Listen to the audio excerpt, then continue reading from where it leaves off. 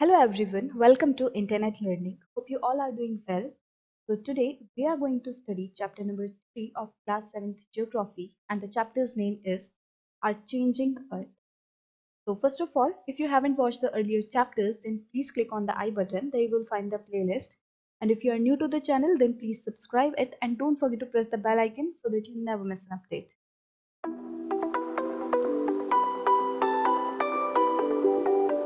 So let's start with our today's chapter, Our Changing Earth. So our Earth is undergoing various changes continuously. So these changes can occur in the interior of the Earth or the outside. मतलब कि हमारी जो earth है वो continuously कुछ ना कुछ changes के से गुजर रही है, उसमें कुछ ना कुछ चेंजेस आ रहे हैं। अब ये जो चेंजेस हैं वो अर्थ के बाहर भी हो सकते हैं और अर्थ के अंदर भी, राइट। सो इस चैप्टर में हम उन्हीं सभी चेंजेस के बारे में पढ़ने वाले हैं। ये चेंजेस क्या हैं, ये किस वजह से चेंजेस आ रहे हैं, तो यही सब चीजें हम देखेंगे। The lithosphere is broken into a number of plates known as lithospheric plates. तो फर्स्ट चैप्टर में हमने लिथोस्फेयर, हाइड्रोस्फेयर, एटमॉस्फेयर, बायोस्फेयर, तो इन सभी चीज़ों के बारे में पढ़ा था। आई होप यू रिमेंबर, और अगर आप अभी तक आपने नहीं देखा है तो आप फर्स्ट चैप्टर को जाके देख सकते हैं। ठीक है, तो यहाँ पे मैं बता देती हूँ लिथोस्फेयर क्या होता है। Lithosphere is the solid part of the earth, the top most layer, the solid crust that is.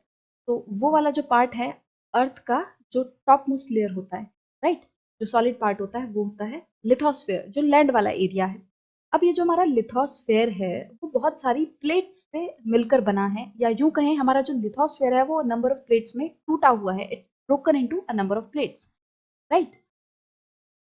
तो जैसा कि आप इस पिक्चर में देख सकते हो कि जो हमारा पूरा लिथोस्फेयर है वो इस तरह के कुछ प्लेट्स से मिलकर बना है। ये हो गई Eurasian plate, this is African plates, this Arabian, this is Indian plates, Australian plate, right. तो इस तरीके से प्लेट्स से मिलकर हमारा लिथोस्फेयर बना है, राइट। अब there is a little difference in crust and lithosphere.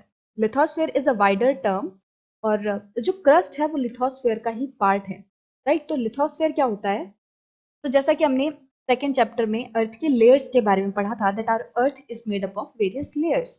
The top most layer is crust, right, then after that comes mantle and then the core.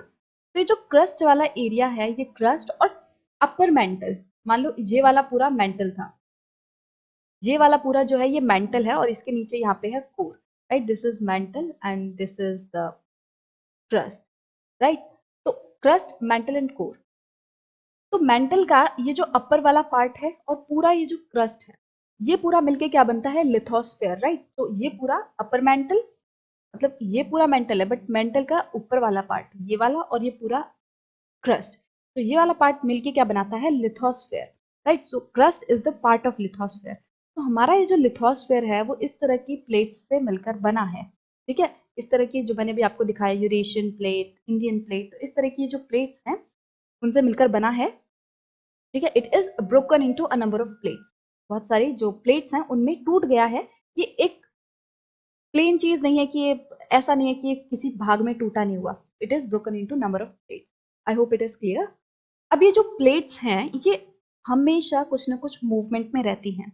You will be surprise to know that these plates move around very slowly.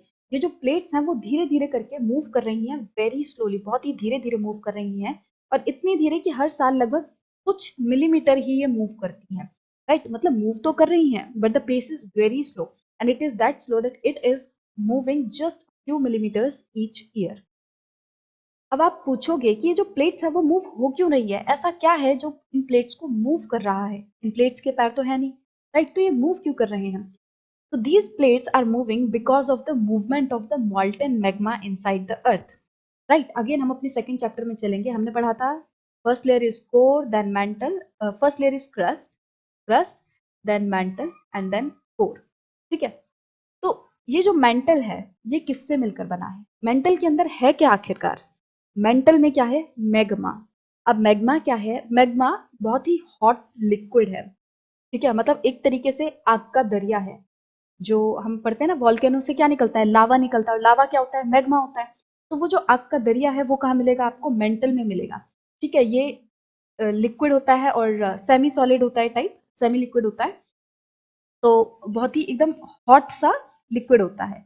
अब वो जो liquid है magma जो है वो हमेशा एक movement में रहता है, दैट इज मूविंग कंटिन्यूअसली, और उसके मूवमेंट की वजह से उसके ऊपर की जो लेयर है दैट इज लिथोस्फेयर वो मूव कर रही है। ठीक है, मैग्मा मूव कर रहा है और उसकी वजह से क्या हो रहा है, जो लिथोस्फेयर है वो मूव कर रहा है, ये जो प्लेट्स हैं लिथोस्फेरिक प्लेट्स हैं वो मूव कर रही हैं, राइट। और जो हमारा मैग्मा है, the molten magma inside the earth move in a circular manner as shown in the activity. तो ये जो मॉल्टन मैग्मा है वो एक सर्कुलर मैनर में मूव करता है। अब यहाँ पे एक एक्टिविटी दी हुई है आपको ये बताने के लिए कि जो मैग्मा है आखिरकार वो किस तरह की मूवमेंट में रहता है, वो आखिर मूव कैसे करता है। तो इस एक्टिविटी को समझने के लिए आपको करना क्या है, अ, आपको एक कलर्ड पेपर पैलेट लेनी है। पेपर पैलेट मतलब कि आपको पेपर की ऐसे एक बॉल सी बना लेनी है और उसको एक बीकर में डालना है, जिस बीकर में मतलब आधे से बीकर को पानी से भर लो आप, और उसमें क्या डालो, उसमें आप इस तरीके की पेपर की बॉल डालो, ठीक है, और उसको एक ट्राइपॉड स्टैंड पे रख के हीट करना है, जैसा कि आपको इस जो इमेज है उसमें दिखाया गया है। ठीक है, तो इस तरीके का आपको कुछ दिखेगा, तो आपको ये प्रैक्टिकली करने की जरूरत नहीं है, आप समझ भी जाओगे इसे तो काफी है, राइट। अब जैसे कि हमने इसके नीचे इस तरीके से ये बर्नर लगा दिया, जब धीरे धीरे करके पानी गर्म होगा तो होगा क्या, ये जो बॉल है हमारी वो ऊपर उठने लगेगी और फिर वापस से जैसे ही ऊपर पहुंचेगी तो ठंडा पानी होगा और धीरे धीरे करके वापस से नीचे आ जाएगी, right. As the water warms up, you will observe that the paper pellet is moving upward along with the warm layers of the water and then sinks back along with the cooler layers of the water. The molten magma inside the earth moves in a similar manner. तो होता क्या है, जैसे कि ये आपका beaker है, right, इसमें आपने एक बॉल डाली, अब नीचे से आग जल रही है, राइट, नीचे से ये आग जल रही है। अब जैसे जैसे पानी गर्म होगा उसकी वजह से क्या होगा, जो हॉट वाटर है वो ऊपर जाने लगेगा, ठीक है, हॉट वाटर है वो ऊपर जाने लगेगा और उसके साथ साथ ये जो हमारी बॉल है ये भी ऊपर आ जाएगी, ये उड़ते उड़ते मतलब ऊपर आ गई, यहाँ पे आ गई। अब ऊपर जो है जैसे ही पानी ठंडा होगा, नीचे वाला ज्यादा गर्म होगा ऊपर वाला ठंडा होगा, तो जब यहाँ पे पानी ठंडा होगा तो उस वजह से अब ये नीचे आने लगी, ठीक है। अब जब ये नीचे आएगी तो वापस यहीं पे आ जाएगी, फिर क्योंकि यहाँ पे हीट है ये फिर ऊपर चली जाएगी, फिर ये ऊपर जाएगी, और इस तरीके से एक सर्कुलर मैनर में आप देखोगे ये बॉल जो है पेपर पैलेट है वो घूम रही होगी, ठीक है। इस तरीके से जो वाटर लेयर्स हैं वो मूव करते हैं सर्कुलर मैनर में। तो सेम इसी तरीके से जो मैग्मा है, मॉल्टन मैग्मा है, वो इसी तरीके से अर्थ के अंदर मूव करता है, राइट। अब क्योंकि ये जो मैग्मा है वो इस तरीके से मूवमेंट में है तो इसके ऊपर जो चीज है जो कि हमारी लिथोस्फेरिक प्लेट्स हैं उनमें भी कुछ कुछ मूवमेंट्स होती है। Now the movement of these plates cause changes on the surface of the अर्थ। अब ये जो प्लेट्स मूव कर रही हैं, इन प्लेट्स के मूवमेंट की वजह से अर्थ के सरफेस पे काफी सारे चेंजेस आते हैं, काफी सारे बदलाव आते हैं। The earth's movements are divided on the basis of the forces which causes them. अब ये अर्थ पे होने वाली जो मूवमेंट्स हैं वो कुछ फोर्सेस के कारण होती हैं, वो कुछ कारणों की वजह से होती हैं। अब जिन कारणों की वजह से ये होती हैं उनके बेसिस पर इन मूवमेंट्स को हमने डिवाइड किया हुआ है, ठीक है। तो जिन कारणों की वजह से ये मूवमेंट्स होती हैं उन कारणों के बेसिस पर हमने अर्थ की मूवमेंट को डिवाइड किया गया है। तो the forces which act in the interior of the earth are called as endogenic. तो वो फोर्सेस वो एक्ट्स जो कि अर्थ के अंदर होते हैं, अर्थ के इंटीरियर में होते हैं, उन फोर्सेस को हम क्या कहते हैं, एंडोजेनिक फोर्सेस, राइट। और वो फोर्सेस जो कि अर्थ के सरफेस पे काम करते हैं, अर्थ के बाहर काम करते हैं, उन्हें हम कहते हैं एक्सोजेनिक फोर्सेस, राइट। तो अर्थ के मूवमेंट का यहाँ पे एक चार्ट दिया हुआ है बहुत ही सिंपल मैनर में।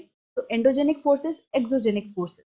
Endogenic forces are the movements which are the forces which act in the interior of the earth, जो कि अर्थ के अंदर काम करती हैं, जो कि अर्थ के अंदर हो रही हैं। और एक्सोजेनिक फोर्सेस वो फोर्सेस हैं जो कि अर्थ के बाहर काम कर रही हैं, उसके सरफेस पे काम कर रही हैं, राइट। तो एंडोजेनिक फोर्सेस में क्या आएगा, जैसे सडन फोर्सेस, और सडन फोर्सेस के कैसे, जैसे अर्थक्वेक हो गए, वॉल्केनोज, लैंडस्लाइड्स, ठीक है। दूसरा एंडोजेनिक फोर्सेस दूसरे तरह की कौन से होती हैं, डायस्ट्रॉफिक फोर्सेस, ठीक है। और इसमें क्या आएगा, जैसे बिल्डिंग माउंटेन्स। तो इस तरह की एंडोजेनिक फोर्सेस आगे दो तरह की होती हैं, सडन फोर्सेस, डायस्ट्रॉफिक फोर्सेस, ठीक है। तो इस चार्ट को आप और डिटेल में पढ़ सकते हो अच्छे से। तो इरोजनल एंड डिपोजिशनल जो फैक्टर्स हैं वो एक्सोजेनिक फोर्सेस के अंदर आते हैं, और इसमें आएगा जैसे रिवर, विंड, सी वेव्स, ग्लेशियर्स। तो इन सभी चीजों के बारे में हम डिटेल में इस चैप्टर में पढ़ेंगे। ठीक है, हम देखेंगे कि जो अर्थक्वेक है वो क्यों आता है, वॉल्केनो जो है वो कैसे फूटता है, ठीक है, रिवर जो है वो किस तरीके से अर्थ के सरफेस पे चेंजेस लाता है, विंड की वजह से अर्थ के सरफेस पे कैसे चेंजेस आते हैं, सी वेव्स किस तरह के चेंजेस लाते हैं, तो इन सभी चीजों के बारे में हम डिटेल में देखेंगे, राइट। तो endogenic forces sometime produce sudden movements and at the other time produces slow movements. तो जो एंडोजेनिक फोर्सेस हैं, जो the forces which are acting inside the earth, जो कि अर्थ के अंदर काम कर रही हैं, तो ये जो एंडोजेनिक फोर्सेस हैं वो कभी कभी सडन मूवमेंट कर देती हैं और कभी कभी स्लो मूवमेंट्स होती हैं इनकी वजह से, राइट। तो कुछ तो ऐसी मूवमेंट होती हैं जो कि एकदम अचानक से होती हैं, ठीक है, और एकदम बहुत तेज होती हैं, वो बहुत ज्यादा डिस्ट्रक्टिव होती हैं, और कुछ होती हैं स्लो मूवमेंट्स जो कि धीरे धीरे हो रही हैं, जिनका हमें पता भी नहीं चलता, ठीक है। तो एंडोजेनिक फोर्सेस की वजह से कुछ सडन मूवमेंट्स होती हैं और कुछ स्लो मूवमेंट होती हैं, ठीक है। सडन मूवमेंट्स कैसी, जैसे कि अर्थक्वेक हो गया, किस तरीके से जो जमीन है वो अचानक से हिलने लगती है, the earth starts to shake, right. एक तरीके से हम कह सकते हैं, हमें ऐसा लगता है जैसे अर्थ पूरी हिल रही है, और होता क्या है, जो प्लेट्स हैं वो हिलती हैं, तो इसके बारे में हम डिटेल में देखेंगे। जैसे वॉल्केनोज होते हैं, वो जो ज्वालामुखी है वो फूटते हैं, तो ये सभी जो है ये क्या है, ये सडन मूवमेंट्स, ठीक है, जो कि एंडोजेनिक फोर्सेस के कारण होती हैं, और इनकी वजह से मास डिस्ट्रक्शन होता है सरफेस पे, अर्थ के सरफेस पे बहुत ज्यादा हानि होती है, बहुत ज्यादा डिस्ट्रक्शन होता है, राइट। तो अब अगले सेक्शन में, अगले वीडियो में हम अर्थक्वेक के बारे में जानेंगे, हम वॉल्केनो के बारे में जानेंगे कि वॉल्केनो कैसे बनता है, ठीक है, वॉल्केनो कैसे फूटता है, राइट। अब वैसे तो मैंने आपको लिथोस्फेरिक प्लेट्स के बारे में पहले ही बता दिया है, आपको इमेज भी दिखाई थी कि किस तरीके से हमारी जो लिथोस्फेरिक प्लेट्स हैं, किस तरह की अलग अलग प्लेट्स हैं, और इसमें भी दिया हुआ है, the earth crust consist of several large and small rigid irregularly shaped plates. तो जो अर्थ की क्रस्ट है उसमें बहुत सारी इरेगुलरली शेप्ड हैं, जो प्लेट्स हैं वो ऐसी हैं, उनकी कोई फिक्स्ड शेप नहीं है, इरेगुलर शेप की प्लेट्स हैं, और उन प्लेट्स के ऊपर हमारे कॉन्टिनेंट्स हैं, हमारे ओशन फ्लोर्स हैं, ठीक है। उन प्लेट्स के ऊपर ही, जैसे कि मैंने आपको दिखाया था, जैसे यूरेशियन प्लेट्स थी, उस पे कॉन्टिनेंट था, एशिया वाला एंड यूरोप वाला, ठीक है। फिर हमने इंडियन प्लेट देखी, उसमें इंडिया वाला जो हिस्सा है वो था, और जो इंडियन ओशन वगैरह है वो वाला पार्ट था। तो इस तरीके से ये जो प्लेट्स हैं वो हमारी कॉन्टिनेंट्स और ओशन फ्लोर्स को कैरी करती हैं, मतलब इन प्लेट्स के ऊपर ही हम लोग रह रहे हैं, हमारे जो कॉन्टिनेंट्स हैं, हमारे जो ओशंस हैं, रिवर्स हैं, सीज हैं, वो सब इन्हीं के ऊपर है, right. I hope this is clear. What is a volcano? So अभी तक हमने एंडोजेनिक एंड एक्सोजेनिक फोर्सेस के बारे में पढ़ा, हमने पढ़ा कि किस तरीके से जो लिथोस्फेयर है वो नंबर ऑफ प्लेट्स में ब्रोकन है, नंबर ऑफ प्लेट्स में बटा हुआ है, और उन्हीं से मिलकर जो हमारे कॉन्टिनेंटल एंड ओशियनिक फ्लोर्स हैं वो मिलकर बने हैं, राइट। उसके बाद हमने देखा कि जो हमारे एंडोजेनिक फोर्सेस हैं वो क्या होते हैं।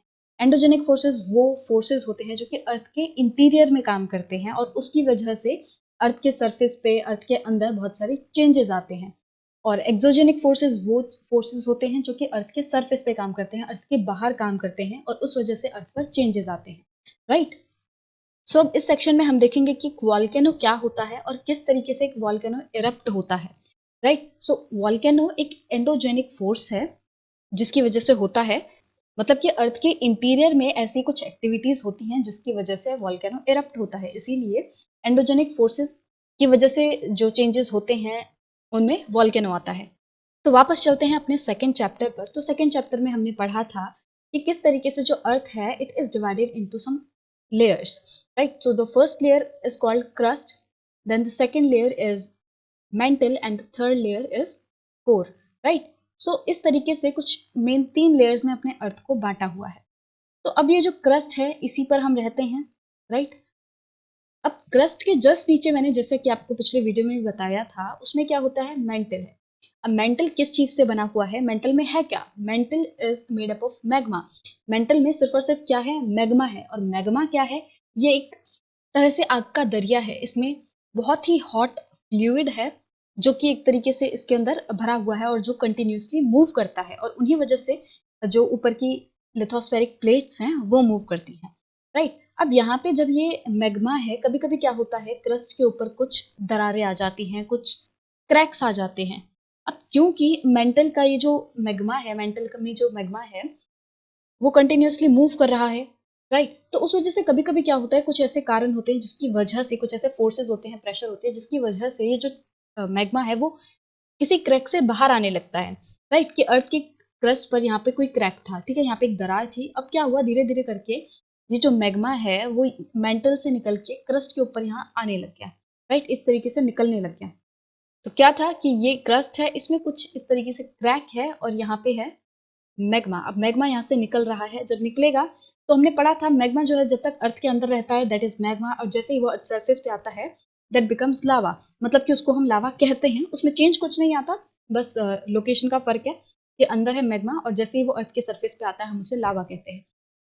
तो जैसे ही मैग्मा जो है यहाँ के अर्थ के सरफेस पे आने लगता है तो वो धीरे धीरे करके अर्थ के सरफेस पे जमा होने लगता है, राइट, और फिर जो है वो कूल डाउन हो जाता है, तो वो कुछ इस तरीके की शेप ले लेता है, राइट, यहाँ पे जमे जा रहा है, वो डिपॉजिट होते जा रहा है।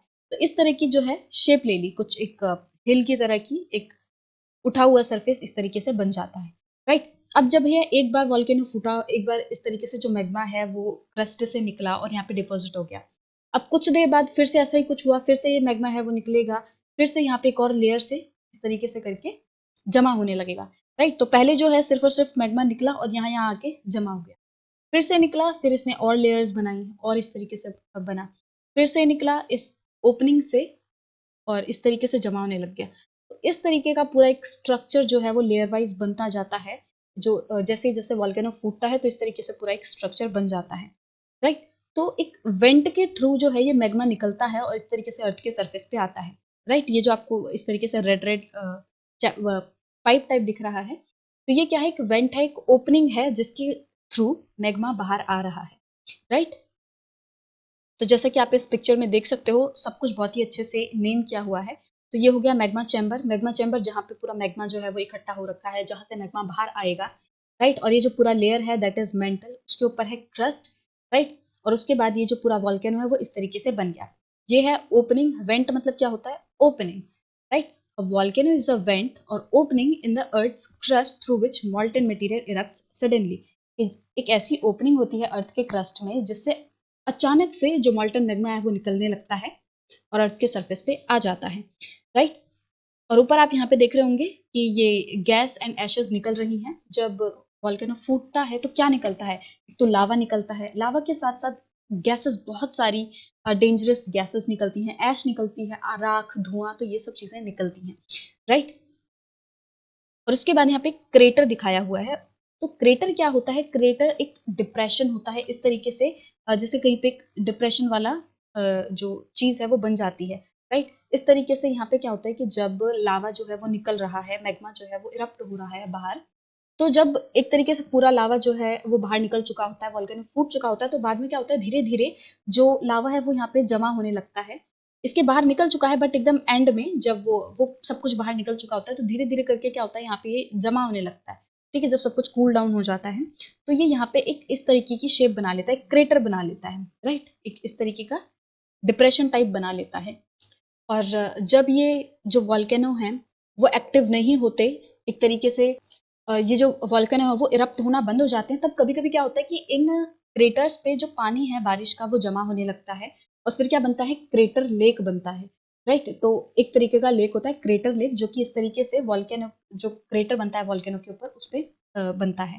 तो बहुत ही फेमस कुछ जो क्रेटर लेक है वो आप इंटरनेट पे देख सकते हो, राइट। और उसके बाद क्या होता है, कभी कभी जैसे यहाँ पे क्रेटर हो गया तो और भी जगह पे जो ओपनिंग्स होती हैं वो होती हैं, जैसे कि मान लो यहाँ ऊपर से नहीं जा पा रहा क्योंकि यहाँ पे जो है वो पिछली बार जो फूटा था उसकी वजह से यहाँ पे जो है वो ब्लॉक हो गया, सब कुछ एकदम ब्लॉक हो गया, अब ये आगे ओपनिंग नहीं है।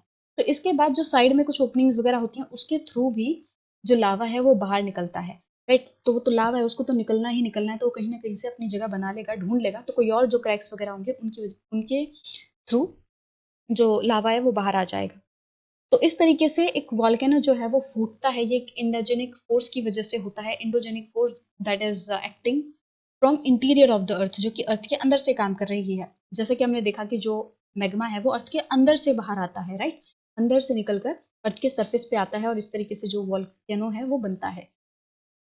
अब हमने पढ़ा था कि ये जो सडन फोर्सेस हैं वो बहुत ही डिस्ट्रक्टिव होती हैं, बहुत ही ज़्यादा हानि करती हैं, तहस-नहस कर देती हैं।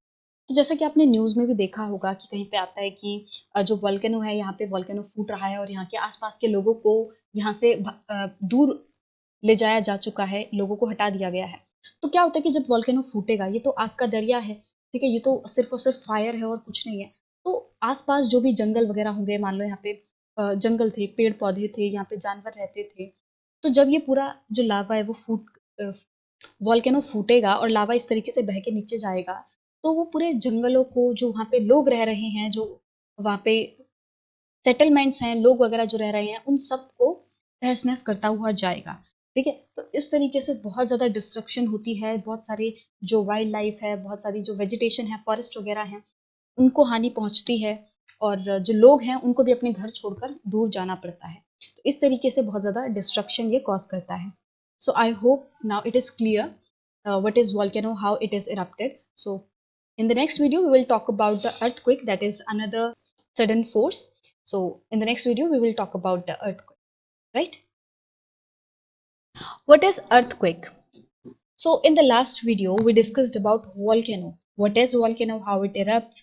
So all these things we have already discussed, and if you haven't watched that video then what are you waiting for? Just go and watch that video. ठीक है, तो सभी चीजें जो है आपको क्लियर हो जाएंगी। वॉल्केनो क्या होता है, क्यों होता है, ठीक है, वेंट क्या होता है, लावा क्या होता है, तो ये सभी चीजें जो हैं आपको क्लियर हो जाएंगी। और इस सेक्शन में हम किस बारे में बात करेंगे? We will talk about earthquakes, right.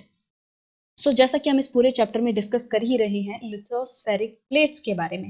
Lithospheric plates क्या होती हैं? हमारा जो लिथोस्फेयर है वो नंबर ऑफ प्लेट्स में टूटा हुआ है, राइट। और ये जो प्लेट्स हैं वो धीरे धीरे मूव करती हैं। क्यों? क्योंकि लिथोस्फेयर जो है उसके नीचे क्या है? मेंटल।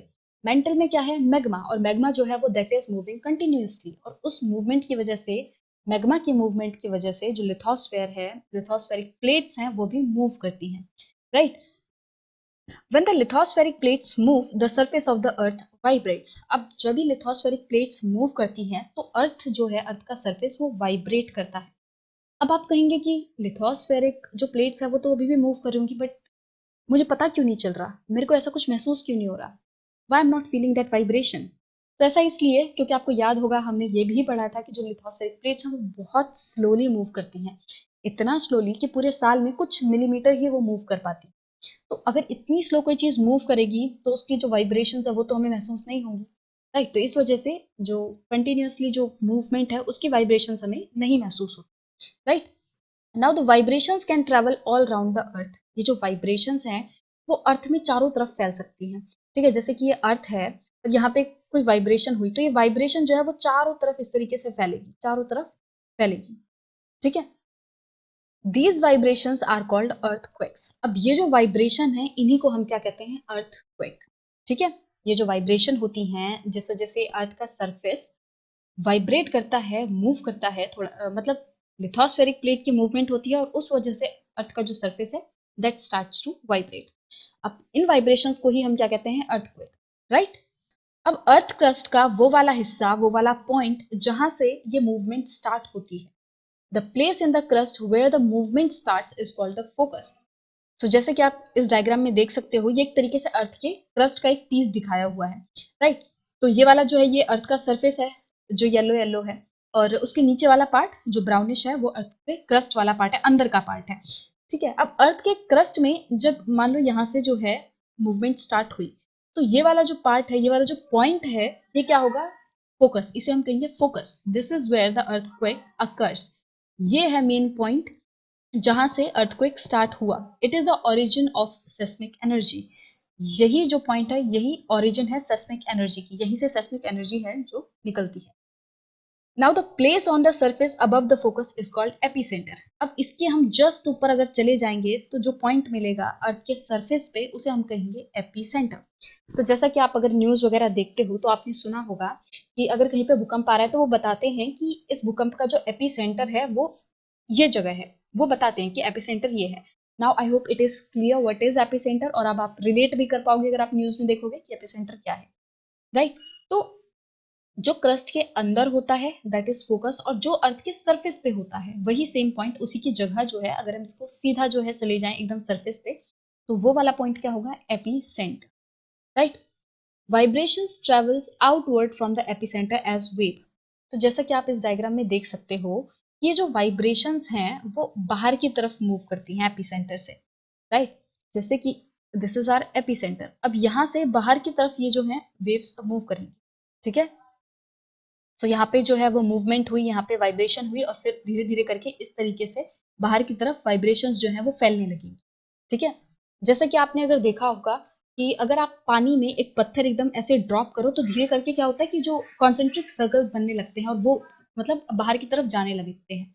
तो कुछ उसी तरीके से ये जो वेव्स हैं वो ट्रेवल करती हैं आउटवर्ड। ठीक है, अब the greatest damage is usually closest to the epicenter and the strength of the earthquake decreases from away from the center। तो सबसे ज्यादा जो डैमेज होता है, सबसे ज्यादा हानि जो है वो कहाँ पे पहुंचती है? जो एरियाज एपिसेंटर के आसपास होते हैं। ठीक है, तो इसके आसपास वाले इलाके में सबसे ज्यादा हानि होगी, सबसे ज्यादा डिस्ट्रक्शन होगा। और जैसे जैसे ये जो वेव्स हैं ये दूर जाने लगती हैं एपिसेंटर से, इनकी जो पावर है वो कम होने लगती है, मतलब ये इतनी ज्यादा तेज नहीं होती। ठीक है, तो धीरे धीरे इनकी जो स्ट्रेंथ है वो कम होने लगती है जैसे जैसे ये सेंटर से दूर जाने लगती हैं, एपी सेंटर से दूर जाने लगती है। राइट, अब वैसे तो अर्थक्वेक्स को हम प्रिडिक्ट नहीं कर सकते कि भाई इस टाइम पे अर्थक्वेक आने वाला है। जैसे आपने साइक्लोन्स वगैरह के बारे में सुना होगा कि उसका जो है वो प्रिडिक्शन हो जाता है कि 2 दिन बाद ये जो साइक्लोन है वो आने वाला है, तूफान आने वाला है। बट इस तरीके की प्रिडिक्शन जो है वो हम अर्थक्वेक के केस में नहीं कर पाते। The impact can certainly be minimize if we prepare beforehand. अगर हम लोग पहले से ही इस चीज की तैयारी करके रखें तो इसके जो इम्पैक्ट हैं, इसकी वजह से होने वाला जो डिस्ट्रक्शन है वो जरूर कम हो सकता है। Right, some common earthquake prediction methods adopted locally by the people include studying animal behavior. Fish in the ponds get agitated, snakes come out to the surface. अब वैसे तो कोई इसका प्रिडिक्शन का मेथड नहीं है कि हम पता कर सके मशीनों से या किसी भी तरीके से कि भाई अर्थक्वेक आने वाला है, इतने बजे आने वाला है, तो सब रेडी रहना, ग्राउंड्स में चले जाना बाहर। तो इस तरीके से नहीं हो पाता, बट फिर भी लोगों ने क्या कहते हैं, एक तरीके से मेथड्स, कुछ मेथड्स अपनाए हुए हैं, कुछ साइंस ऐसे हैं जिन्हें देखकर वो कह देते हैं कि शायद कुछ होने वाला है, अर्थक्वेक जैसा आने वाला है। राइट, तो लोग क्या करते हैं, वो एनिमल्स के बिहेवियर को स्टडी करते हैं। मतलब एक तरीके से जैसे एनिमल सब कुछ शांति से चल रहा है बट अचानक से सारे जो स्नेक्स वगैरह हैं अगर वो बाहर आने लग जाएं, अगर आप तालाब वगैरह के पास रहते हो तो देखोगे कि भाई जो मछलियां हैं वो अचानक से एक तरह से जंप लगा रही हैं वाटर में, इधर से उधर हो रही हैं, एजिटेशन हो गया पूरा। ठीक है, परेशान सी नजर आ रही हैं। तो इस तरीके से एनिमल्स के बिहेवियर को समझकर, उनको स्टडी कर कर लोग जो है वो अंदेशा लगा लगा लेते हैं कि भाई अर्थक्वेक जैसा कुछ आने वाला है। Right, earthquake a case study. तो इसमें एक जो भुज में बहुत ही हाई मैग्नीट्यूड का अर्थक्वेक आया था, तो उसकी एक तरह से केस स्टडी दी हुई है कि किस तरीके से वो जो अर्थक्वेक था वो आया था, कितने मैग्नीट्यूड का था। Right, so a massive earthquake measuring 6.9 on Richter scale hit Bhuj town on 26 जनवरी 2001। तो 26 जनवरी 2001 को क्या हुआ था कि भुज गुजरात में एक बहुत ही हाई मैग्नीट्यूड का 6.9 जो है मैग्नीट्यूड का एक अर्थक्वेक आया था। So destruction of Bhuj, phone lines, water pipelines and power stations transmissions lines were knocked out। तो जो भुज में जो भी फोन लाइंस वगैरह थी, वाटर पाइपलाइंस थी, तो इस तरीके का जो भी जो चीजें थी वो बहुत ज्यादा डिस्ट्रक्ट हो गई, उसकी वजह से बहुत ज्यादा तहस नहस हुआ इन सभी चीजों का। Schools worst affected. At least 971 students and 31 teachers are feared to have lost their lives following the collapse of school buildings। अब जो ये अर्थक्वेक था, भूकंप था, वो इतनी तेज था कि कुछ जो स्कूल बिल्डिंग्स थी वो ढह गई, वो कोलैप्स हो गई, और जिस वजह से ये अंदेशा लगाया जाता है कि लगभग 971 स्टूडेंट्स एंड 31 टीचर्स जो हैं उनकी मृत्यु हो गई इसमें। Right, Bhuj relief efforts blighted 3 days after the quake, concern rose about food, blankets and medical supplies not reaching everyone। तो कुछ दिन बाद क्या हुआ, लगभग 3 दिन बाद ये जो अर्थक्वेक हुआ था, जो भूकंप आया था, उसके बारे में लोगों और ज्यादा जागरूक होने लग गए। लोगों ने कंसर्न दिखाना स्टार्ट किया कि भाई लोगों जो लोग इसकी वजह से परेशान हुए हैं, जिनको अर्थक्वेक ने अफेक्ट किया है, उनको खाने की जरूरत होगी, ब्लैंकेट्स वगैरह की जरूरत होगी, उनको मेडिसिन की जरूरत होगी। और ये सभी चीजें जो है वो सभी तक नहीं पहुंच पा रही थी, तो उस सब की लोगों ने व्यवस्था करनी स्टार्ट की कि हर एक को ये सभी जो चीजें हैं, एसेंशियल्स हैं, वो पहुंचाई जा सकें।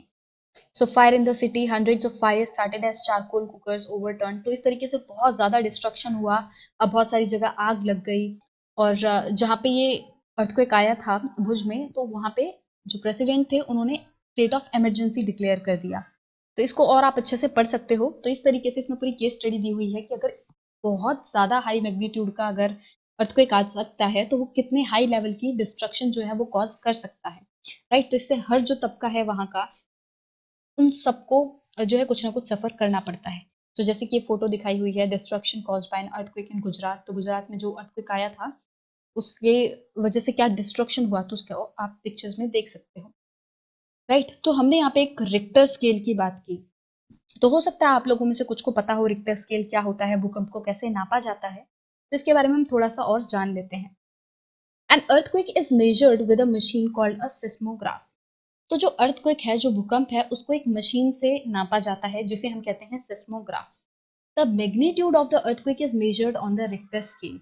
अब उस जो भूकंप है उसका क्या मैग्नीट्यूड है, वो कितने मैग्नीट्यूड का है, उसको किससे नापा जाता है, वो नापा जाता है रिक्टर स्केल पे। ठीक है। तो जो मशीन है उसे हम क्या कहते हैं, सेस्मोग्राफ, और जिस स्केल पे उसको नापा जाता है उसे हम कहते हैं रिक्टर स्केल। ठीक है। एन अर्थक्वेक ऑफ 2.0 और less can be felt only by a little. तो अगर 2.0 या फिर उससे कम मैग्नीट्यूड का भूकंप है तो उसे इतना ज्यादा महसूस नहीं किया जा सकता, वो बहुत ही कम महसूस होता है। मुश्किल से ही आपको पता चलेगा कि भूकंप आया है। An earthquake over 5.0 can cause damage from the things falling. अब अगर 5 मैग्नीट्यूड या फिर उससे ऊपर का कोई भूकंप आएगा तो उसकी वजह से काफी डैमेज हो सकता है, चीजें जो है वो गिर सकती हैं, इधर उधर हो सकती हैं। ठीक है। 6.0 or higher magnitude is considered very strong and 7.0 is classified as a major earthquake. अगर कोई 6.0 या फिर उससे ऊपर के मैग्नीट्यूड का कोई भूकंप आता है तो उसे बहुत ही स्ट्रॉन्ग जो है माना जाता है कि वो बहुत ज्यादा डैमेज करेगा, लोगों को बहुत ज्यादा डिस्ट्रक्शन कॉज करेगा। और अगर 7.0 का आता है तो भाई उसे तो एक मेजर अर्थक्वेक की कैटेगरी में डाला गया है कि ये बहुत ज्यादा खतरनाक भूकंप है। ठीक है। सो यहाँ पे आप पिक्स में देख सकते हो, ये एक सेस्मोग्राफ है। इसमें क्या होता है, जो है सस्पेंडेड पेन होता है, और इस तरीके से, जैसे ये एक सस्पेंडेड पेन है, राइट। और ये जो स्क्रीन, ये जो आप देख सकते हो, ये जो व्हाइट व्हाइट है, ये एक तरीके से रोल करते रहते हैं, कंटिन्यूसली मूव करते रहते हैं। और ये जो पेन है वो इस पे एक लाइन बनाता रहता है। ठीक है। इस तरीके से एक लाइन बनती रहती है। अब अगर अर्थ में कोई वाइब्रेशन होगी तो ये जो लाइन है वो ऊपर नीचे हो जाएगी ऐसे करके, क्योंकि ये सस्पेंडेड है, ये जो पेन टाइप है ये सस्पेंडेड है। तो जैसे ही अ, थोड़ी भी मूवमेंट होगी तो इसमें भी वो मूवमेंट नजर आएगी। ठीक है। तो मान लो ये जब अर्थ में कोई मूवमेंट नहीं थी, अर्थ भूकंप नहीं आ रहा था, तो ये एकदम लाइन जो है वो सीधी सीधी चलेगी। बट जैसे ही कोई भूकंप आया तो ये जो है पेन ऊपर नीचे होगा और इस तरह के कुछ लाइन बनाएगा, इस तरह के कुछ ग्राफ बनाएगा। फिर इस ग्राफ को नापा जाएगा कि भाई ये कितने मैग्नीट्यूड का है। ठीक है। इसको रिक्टर स्केल पे नापा जाएगा। तो इस तरीके से अर्थक्वेक को मेजर किया जाता है। राइट। Earthquake preparedness. अब हमने ये तो पढ़ लिया कि हमें नहीं पता चल सकता कि अर्थक्वेक कब आने वाला है, we can not predict earthquake, but there are some precautionary measures that we can take, जिससे हमें जो अर्थक्वेक का अफेक्ट है वो इतना ज्यादा देखने के लिए ना मिले। मतलब कि अर्थक्वेक से जो होने वाली हानि है उसे हम थोड़ा कम कर सकते हैं अगर हम कुछ मेजर्स अपनाएं तो। Where to take shelter during an earthquake. अगर भूकंप आ जाता है तो आपको किस जगह पे जाना चाहिए, कहाँ पे आप शेल्टर ले सकते हो, कहाँ पे आप शरण ले सकते हो। Safe spot under a kitchen counter, table और desk against an inside corner और वॉल। तो अगर आप घर में ही हैं, घर के बाहर नहीं हैं, तो आप जो किचन काउंटर होता है, ठीक है, उसके नीचे आप जा सकते हैं क्योंकि वो थोड़ा मजबूत होता है, तो उसके नीचे आप शेल्टर ले सकते हो, उसके नीचे घुस सकते हो, ताकि अगर कुछ ऊपर से गिरेगा भी तो आपको वो इतना ज्यादा हानि ना दे। कोई टेबल है, कोई डेस्क है, ठीक है, तो उसके नीचे आप जाके बैठ सकते हो। और जो कॉर्नर होते हैं वॉल्स के, जैसे इस तरीके का पूरा रूम है, तो ये जो कॉर्नर्स हैं, राइट, ये वाला जो कॉर्नर है आप यहाँ पे जाके खड़े हो सकते हो। ठीक है। तो these are some safe spots in your house. Stay away from, तो किन किन चीजों से हमें दूर रहना है। फायर प्लेसेस, जहाँ पे आग वगैरह लगी हो, ठीक है, या फिर ऐसी जगह है जहाँ आग लग सकती है। एरियाज अराउंड चिमनीज, जो चिमनी वाले एरियाज होते हैं, जहाँ चिमनी होती है, उनसे दूर रहना है। Windows that shutter including mirrors and picture frame, ऐसी विंडोज जो शटर करती हैं, मतलब कि कुछ भी हलचल होगी तो वो ऐसे नहीं बंद खुलने लगती हैं, बहुत ज्यादा मूवमेंट करने लगती हैं। अब विंडो जो है उनमें कांच होते हैं, तो उसकी वजह से जो कांच है वो टूट सकते हैं। अगर हम विंडो के पास खड़े रहेंगे तो वो कांच टूट के हमें लग सकता है, राइट। और पिक्चर फ्रेम्स होते हैं, जैसे फोटो फ्रेम्स वगैरह होती हैं, क्योंकि जब वाइब्रेट होता है सब कुछ तो चीजें जो है वो गिरने लगती हैं, राइट, तो फोटो फ्रेम्स वगैरह भी गिरते हैं। तो अगर आप ऐसी जगह पे खड़े हो कि आपके सर के जस्ट ऊपर फोटो फ्रेम है तो वो गिरेगा, सीधे आपके सर पे लगेगा। ठीक है। तो ऐसी जगहों से आपको बचना है। So you have to stay away from these things. Be prepared. Spread awareness amongst your friends and family members and face any disaster confidently. So हर परिस्थिति के लिए, हर मुश्किल के लिए आपको तैयार रहना होता है. You have to be prepared for any kind of disaster or any kind of problem. So you have to spread awareness. आप लोगों को सभी को बताना है कि अगर भूकंप आएगा तो ये सेफ स्पॉट है, इस तरीके से हमें इन चीज़ों से दूर रहना है. ठीक है, तो इस तरीके से आपको अवेयरनेस फैलानी है लोगों के बीच में. अपने फ्रेंड्स को, अपने फैमिलीज को बताना है कि हम इस तरीके से अगर भूकंप आएगा तो हम बच सकते हैं. ये कुछ सेफ स्पॉट हैं जिनमें हम शेल्टर ले सकते हैं. And these are some things from which we have to stay away. और अगर आप प्रिपेयर रहोगे, अगर आप कॉन्फिडेंट रहोगे, फैमिली मेम्बर्स के साथ रहोगे और उनको सभी चीज़ें बताओगे, तो आप किसी भी प्रॉब्लम को अच्छे से फेस कर सकते हो और उससे उभर कर बाहर भी आ सकते हो. So spread awareness amongst your friends and family members and face any disaster confidently. आप प्रिपेयर रहो, आप अपने आसपास में अवेयरनेस फैलाओ और किसी भी डिजास्टर को कॉन्फिडेंटली फेस करो, कि डटकर उसका सामना करो कि ये भी एक संकट की घड़ी है और इससे भी हम बाहर निकलेंगे. Right. So I hope it is clear कि अर्थक्वेक क्या होता है, what is focus, what is epicentre. कि जो फोकस है वो कहाँ होता है, वो क्रस्ट में होता है, अंदर. तो जहां से मेन मूवमेंट जो है वो स्टार्ट होती है, और उसके अगर हम जस्ट ऊपर चले जाएंगे तो उस वाले एरिया को हम क्या कहेंगे, एपिसेंटर. राइट. वेव जो है वो एक ही डायरेक्शन में मूव करती हैं. सेस्मोग्राफ क्या होता है, रेक्टर स्केल क्या होता है, किस तरीके से भूकंप को नापा जाता है. आई होप ये सभी चीजें आपको समझ आ गई हों कि आपको किस तरीके से अर्थक्वेक के लिए प्रिपेयर रहना है एंड लोगों को भी अवेयर करना है. Right. So in the next video we are going to talk about some exogenic forces, कि किस तरीके से कुछ जो वो वाली फोर्सेस जो कि अर्थ के बाहर काम करती हैं, उनकी वजह से अर्थ पे चेंजेस आते हैं. तो उसके बारे में हम नेक्स्ट वीडियो से पढ़ेंगे. Major land forms. सो अभी तक हमने एंडोजेनिक फोर्सेस के बारे में पढ़ चुका है, हमने वॉल्केनो के बारे में पढ़ा, हमने अर्थक्वेक के बारे में पढ़ा, और हमने देखा कि किस तरीके से ये जो फोर्सेस हैं ये अर्थ के इंटीरियर में काम करती हैं और इनकी वजह से अर्थ के सरफेस पे काफ़ी सारे चेंजेस आते हैं. Now we will start with the exogenic forces. और अब से हम क्या पढ़ेंगे कि कौन सी ऐसी फोर्सेस हैं जो अर्थ के बाहर काम करती हैं और अर्थ के सरफेस पे चेंजेस लाती हैं. The landscape is being continuously worn away by two processes, weathering and erosion. तो हमारा जो लैंडस्केप है, हमारी जो लैंड फॉर्म्स हैं, वो कंटिन्यूसली वॉर्न अवे हो रहा है. मतलब कि जो हमारा लैंड फॉर्म है उसके ऊपर का जो सरफेस है उसमें काफ़ी सारे चेंजेस आ रहे हैं. उसका जो टॉप लेयर है वो रिमूव हो रहा है. और ये सब जो चेंजेस हैं लैंडस्केप पे वो किन कारणों से आ रहे हैं, it is happening due to two processes, weathering and erosion. Weathering क्या होता है, it is the breaking up of rocks on the earth surface. तो अर्थ के सरफेसेस पे जो रॉक्स हैं, जो चट्टाने हैं, जब वो टूटने लगती हैं, बिखरने लगती हैं, तो उस प्रोसेस को हम क्या कहते हैं, weathering. Right. So breaking up of rocks on the earth surface is called weathering. उसके बाद इरोजन. इरोजन क्या होता है, it is wearing away of the landscape by different agents like water, wind and ice. मतलब कि हमारे land surface का जो टॉप मोस्ट लेयर है, जब वो इरोड होने लगता है, जब उसका रिमूवल होने लगता है, वो हटने लगता है, काफ़ी सारे एजेंट्स की वजह से. एजेंट्स जैसे कि वाटर की वजह से हमारे जो टॉप मोस्ट लेयर है हमारी सॉइल का वो हट रहा है, रिमूव हो रहा है. विंड की वजह से, आइस की वजह से. तो इस तरह के कुछ एजेंट्स की वजह से हमारा जो लैंडस्केप है उसका टॉप लेयर रिमूव होता है, और उसी को क्या कहते हैं, erosion. Right. This eroded material is carried away और transported by water and wind. तो पहली बात तो इन्हीं एजेंट्स की वजह से हमारा जो इरोजन है वो होता है. जो लैंडस्केप है उनमें चेंजेस आते हैं, रिमूवल होता है उसके टॉप लेयर का. और बाद में क्या होता है, यही जो एजेंट्स हैं वो उसको एक जगह से उठा के दूसरी जगह पे डिपॉजिट कर देते हैं. मतलब कि मान लो यहाँ पे कोई मिट्टी वाला इलाका है, अब यहाँ बारिश हुई, बारिश की वजह से इसका जो टॉप लेयर है वो इस तरीके से हट गया, उखड़ गया.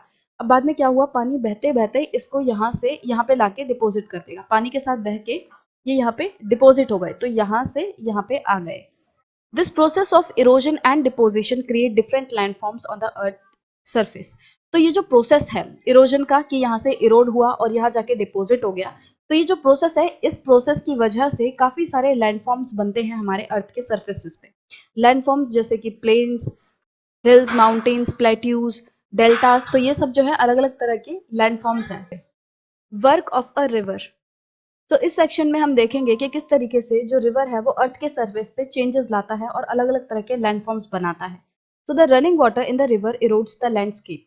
तो जैसा कि अभी हमने देखा, one of the agent which causes erosion is water. तो वाटर की वजह से जो लैंडस्केप है वो इरोज होता है. When the river tumbles at steep angle over hard rocks or down a steep valley side, it forms waterfall. तो waterfall कैसे बनता है?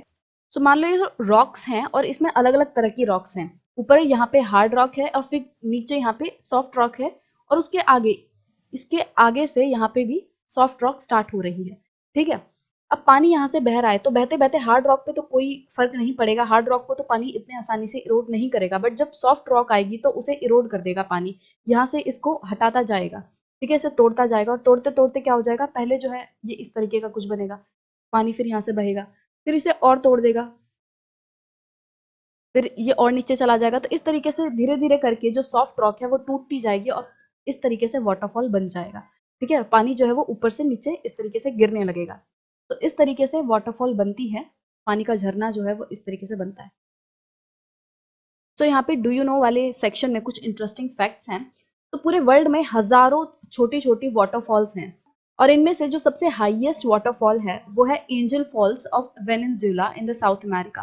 तो साउथ अमेरिका में जो एंजल फॉल्स है वो हाईएस्ट वाटरफॉल है। इसके बाद कुछ इंपॉर्टेंट दूसरी वाटरफॉल्स का नाम दिया हुआ है नियाग्रा फॉल्स। नियाग्रा फॉल्स जो है वो कनाडा एंड यूएसए के बॉर्डर पर है एंड विक्टोरिया फॉल्स ये जाम्बिया एंड जिम्बाब्वे के बॉर्डर पे है। So we were discussing about the exogenic forces, the forces which acts on the exterior of the earth and causes the changes on the earth's surface. So we started with the work of a river, and in that we have already discussed about the waterfall, how waterfalls are formed.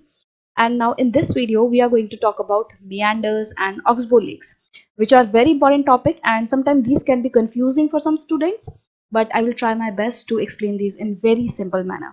So let's start with our meanders and oxbow lakes. तो जैसा कि हमने waterfalls के बारे में पढ़ा था, waterfalls क्या है, वो ऊपर से गिरती हैं और जनरली हम देखते हैं वो पहाड़ों पे होती है, राइट, पहाड़ों पे ही वाटरफॉल्स देखने मिलती हैं। तो पहाड़ों के बाद अब यहाँ से जो है नदी बहते बहते प्लेन्स पे भी आती है, राइट, प्लेन्स पे आएगी। अब जब वो प्लेन्स पे आती है तो प्लेन्स भी ऐसा नहीं होता कि जस्ट एकदम प्लेन सरफेस, एकदम स्ट्रेट जो है वो सरफेस है, उसमें भी थोड़ा ऊंचा नीचा रहता है। और जब ये नदी है बहते बहते प्लेन्स पे आती है तो वो बड़े आराम आराम से एकदम लहराते लहराते चलती है। तो जब वो आती है तो वो इस तरीके से घुमाव लेने लगती है, कर्व्स, ट्विस्ट एंड टर्न्स लेने लगती है। तो इन ट्विस्ट एंड टर्न्स को ही, इन कर्व्स को ही हम क्या कहते हैं, meanders. As the river enters the plain, it twists and turns, forming large bands known as meanders. तो meanders कुछ भी नहीं है, meanders are just these curves. ठीक है, ये जो कर्व्स हैं जो कि ये नदी बना रही है, इन्हीं को हम क्या कहते हैं, meanders. ठीक है, सो मान लो अब ये नदी जो है वो बह रही थी और इसने इतने ज्यादा डीप कर्व्स नहीं बनाए थे, इसने थोड़े थोड़े से ही जो है वो कर्व्स बनाए थे। अब क्या होता है, इन कर्व्स का ये जो आउटर वाला पार्ट होता है ये अपनी एजेस को काटता है। ठीक है, अपने एजेस को काटता है, वहां पे जो भी जमीन वगैरह होती है उसे काटता है, और जो भी कटा हुआ माल होता है, मतलब कि जैसे रेत वगैरह है, पत्थर वगैरह है, जो भी है उसको इस तरफ लाके डिपोजिट कर देता है। अब डिपोजिट करते करते जब सब कुछ ऊपर तक आ जाता है, मिट्टी वगैरह जब ऊपर तक आ जाती है तो यहाँ पे जम जाती है वो। ठीक है, तो ये जो कर्व है वो पीछे की तरफ शिफ्ट हो जाता है, क्योंकि अब यहाँ पे लैंड का पार्ट बन चुका है। अब यहाँ पे रेत वगैरह जो है वो जमा हो चुका है और जो नदी है वो इस तरह की शेप ले चुकी है, उसका कर्व जो है वो बढ़ गया है, राइट। तो ये जो आउटर एजेस थी उन्होंने यहाँ पे काटा और इस तरह की कुछ शेप बना ली। अब जो है, अब हमारे ये वाला जो कर्व है वो कुछ इस तरीके का हो चुका है, राइट। और जो बाकी कर्व्स हैं वो भी सेम ऐसे ही करेंगे। इनका जो आउटर वाला पार्ट है वो इसको काटेगा, अपने जो भी एरिया है उसका एजेस है उनको काटेगा और यहाँ पे अंदर की तरफ लाके डिपोजिट कर देगा। तो यहाँ पे जो है पूरा मिट्टी डिपोजिट हो गई और जो कर्व है वो बहुत ज्यादा डीप हो गया। ठीक है, इस तरफ की तरफ शिफ्ट हो गया। सिमिलरली ये जो थर्ड कर्व है, सभी कर्व्स ऐसे ही करेंगे, अपनी एजेस को, आउटर एजेस को इस तरीके से काटेंगे और उसे अंदर की तरफ डिपोजिट करते जाएंगे और जो शेप है, जो कर्व है, वो इसी तरीके से डीप होते जाएंगे, राइट। अब नदी जो है वो कंटिन्यूअसली बह रही है, वो तो बहती रहेगी, तो उसके जो आउटर एजेस हैं वो कटते जाएंगे। ये जो कर्व्स हैं वो अपने आउटर एजेस को काटते जाएंगे इस तरीके से, और जो कर्व हैं वो और ज्यादा डीप होते जाएंगे। ठीक है, ये और ज्यादा इस तरीके से डीप हो गया। फिर जो है, फिर कुछ टाइम बाद इसने और ये काटा और जो कर्व्स हैं वो इस तरीके से और डीप हो गए। ठीक है, अब सेम चीज यहाँ पे भी होगी, ये वाला जो कर्व है वो और ज्यादा कटता जाएगा और ये जो चीज है वो और ज्यादा अंदर होती जाएगी। ठीक है, अब हो क्या रहा है, कि ये जो कर्व्स हैं वो अपने आउटर एजेस को काटते जा रहे हैं और जो भी मटेरियल है उसको इनर एजेस की तरफ डिपॉजिट करते जा रहे हैं, और इस वजह से ये जो कर्व है वो इस तरीके से बहुत ज्यादा डीप होता जा रहा है। अब ये कंटिन्यूअसली होता जाएगा कि ये जो आउटर एज है ये तो काटता जाएगा, इसको और ज्यादा एजेस को काटेगा, ठीक है, इस तरीके से काटा, और ये वाली जो है वो यहाँ से काट रही है अपना, ठीक है। मैंने पेज के हिसाब से थोड़ा ज्यादा बना दिया है, मैं इसको वापस से बनाती हूँ, राइट, थोड़ा छोटा।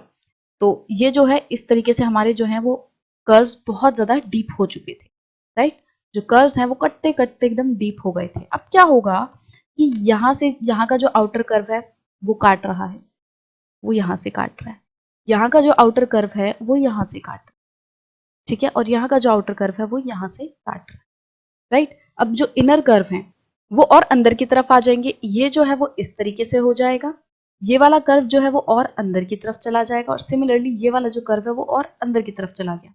अब कट कट के जो कर्व्स हैं वो बहुत ज्यादा डीप हो चुके हैं, राइट। अब अल्टीमेटली क्या होगा, ये कर्व्स तो कंटिन्यूअसली काटते ही रहेंगे अपनी एजेस को, राइट। इसने यहाँ से काटा, इसने भी यहाँ से काटा, और इसने यहाँ से काटा, ठीक है। अब होगा क्या, हम देख रहे हैं कि यहाँ से जो नदी है वो पास पास आती जा रही है, ठीक है, और इनर की तरफ यहाँ पे ये वाला जो सरफेस है वो दूर जाता जा रहा है, और ये अपने इसको इस तरीके से करता जा रहा है, ठीक है, यहाँ से कट रहा है और इस तरह की शेप बन रही है, राइट। मैं यहाँ पे दिखाऊं तो शेप कैसी बन चुकी है, अब ये नदी है, इसका जो दूसरा इस तरीके से, ठीक है, और ये कर्व था, ठीक है, ये जो है इसके ऊपर वाले कर्व्स हैं, ये नीचे वाला कर्व है, और ये वाला जो कर्व है आप देख सकते हो वो कुछ इस तरीके का दिख रहा है, राइट, क्योंकि इसके ऊपर वाले कर्व ने भी अपनी जो एजेस है वो काटी है, ठीक है, इसने भी यहाँ से काटा है, और इसका जो नीचे वाला कर्व है उसने भी यहाँ से काटा है, और अल्टीमेटली शेप कैसी बन गई है, ऐसी, ठीक है। तो यहाँ पे मिट्टी सब कुछ जमा है, जो इसका जो इनर पार्ट है वहां पे मिट्टी जमा है, राइट, यहाँ पे क्योंकि जो भी डिपॉजिट किसने किया, जो भी मटेरियल इसने काटा वहां से अपनी एजेस से, वो बीच में लाके डिपॉजिट कर दिया, राइट, और इसकी एजेस से साइड से ऊपर नीचे वाली जो कर्व्स हैं वो भी काट रही हैं। अब देखो ये तो पानी है ना, जब इस तरीके से कटता जाएगा तो अल्टीमेटली क्या होगा कि ये वाला जो पार्ट है वो अलग हो जाएगा, हम ये जो देख रहे हैं ये अलग हो जाएगा कुछ इस तरीके से, और जो नदी है वो वापस से अपना कोर्स जो है वो चेंज कर देगी, राइट। नदी कैसे बहने लगेगी, नदी तो ऐसे बहने लगेगी, ठीक है, क्योंकि ये तो है जो हिस्सा है वो कटते कटते एकदम पास आ गया, और नदी जो है वो ऐसे बहने लगेगी, और ये जो पार्ट है वो नदी से कटकर अलग हो गया, ठीक है। देखा हमने किस तरीके से ये जो कर्व्स हैं वो कटते कटते एकदम पास आ गए, और ये वाला जो हिस्सा है वो इस तरीके का हो गया, और धीरे धीरे करके ये जो पूरा हिस्सा है वो नदी से एकदम अलग हो गया, अलग कट गया, ठीक है, इस तरीके से अलग कट गया। यहाँ पे लैंड लैंड है, और ये जो है यहाँ पे पानी है, ठीक है, वाटर है, और नदी ने अपना जो कोर्स है वो इस तरीके से चेंज कर लिया, क्योंकि ये वाला जो पानी है वो सीधे सीधे बहने लग गया, ठीक है, क्योंकि अब एकदम कटते कटते जो है नदी, अब मान लो यहाँ से ये नदी बह रही है, यहाँ से ये हो रहा है, तो अल्टीमेटली पानी सीधा बहने लगेगा ना, क्योंकि कट गया है, राइट, कट गया है, तो इसीलिए अब ये सीधा बहने लग गया, और जो कर्व था ये वाला कट के पूरा अलग हो गया इस तरीके से और इस तरीके से, राइट। अब ये जो हिस्सा कट के अलग हुआ है एक लेक बन गया, क्योंकि अब जो पानी है यहाँ पे ना ही तो बह रहा है, कंटिन्यूअसली फ्लोइंग वाटर तो नहीं है, तो ये जो है ये एक झील बन गई। अब क्योंकि इस झील की जो शेप है वो ऑक्स के बो की तरह है, राइट, जैसे कि ये ऑक्स होता है तो उसका जो बो होता है वो कुछ इस तरीके का होता है, इस तरीके की शेप का होता है, राइट। तो ये ऑक्स बो की जो शेप है उसकी तरीके का है, इसीलिए इस लेक का नाम क्या है, ऑक्सबो लेक, ठीक है।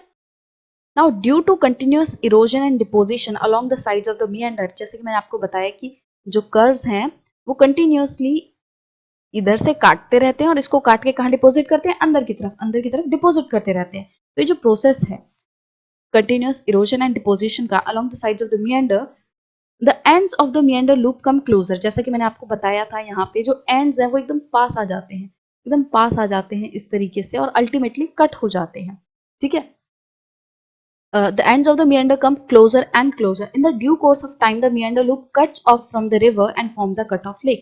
तो धीरे धीरे करके क्या होता है वो कट जाता है, पहले एकदम ऐसा था और धीरे धीरे करके अल्टीमेटली क्या हुआ, ये जो है ये वाला हिस्सा पूरा कट गया, ठीक है, ये एकदम अलग हो गया, और फिर कैसा बन गया, यहाँ पे ये एक लेक बन गया, राइट, यहाँ पे ये लेक बन गया और नदी जो है यहाँ पे बह रही है, राइट।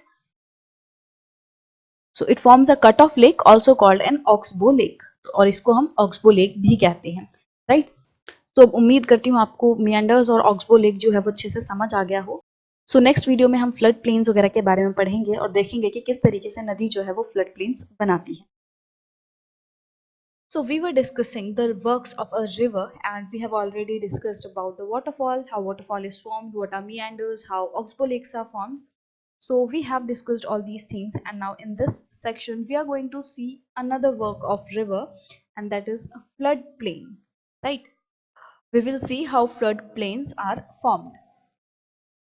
तो हमें पता है कि जो नदी है वो इस तरीके से पहाड़ों से निकलती है, वहां से बहती बहती प्लेन्स में आ जाती है और इस तरीके से मियंडर्स बनाती है, कभी कभी ऑक्सबो लेक्स भी बना देती है। अब ऐसा तो है नहीं कि नदी में हमेशा इक्वल क्वांटिटी का जो वाटर है वही फ्लो करेगा, कभी उसमें कम पानी भी बह सकता है, कभी ज्यादा भी बह सकता है। ठीक है। अब बारिश के टाइम पे अक्सर क्या होता है, नदियां जो है वो ओवर फ्लडेड हो जाती हैं, वो बहुत ही ज्यादा उनमें पानी बहने लगता है, जिस वजह से मान लो उनका नॉर्मल कोर्स ये था, नॉर्मली वो इस एरिया में बहती थी, इस तरीके से इस पाथ को अपनाते हुए बहती थी। बट बारिश के मौसम में क्या हुआ, पानी जो है अचानक से बहुत ज्यादा आ गया और इसकी वजह से क्या है, नदी का जो पानी है वो बाहर निकलने लग गया, फ्लड आ गया, बाढ़ आ गई। राइट। तो क्या होता है, जब बाढ़ आएगी, जब पानी जो है वो बहुत ज्यादा बहने लगेगा नदी में, तो ये वाला जो पानी है पहले जो यहाँ बह रहा था, अब वो सिर्फ इस पाथ को फॉलो ना करते हुए नदी के बाहर भी बहने लगेगा। मतलब अब नदी का जो पानी है वो इस तरीके से बह रहा है, पूरा ये वाले पाथ में बह रहा है। राइट। अब हमें ये भी पता है कि जब नदी बहती है तो वो अपने साथ सेडिमेंट्स लेके बहती है, पत्थर होते हैं, कंकड़ होते हैं, सॉइल फाइन पार्टिकल्स होते हैं, सेडिमेंट्स होते हैं।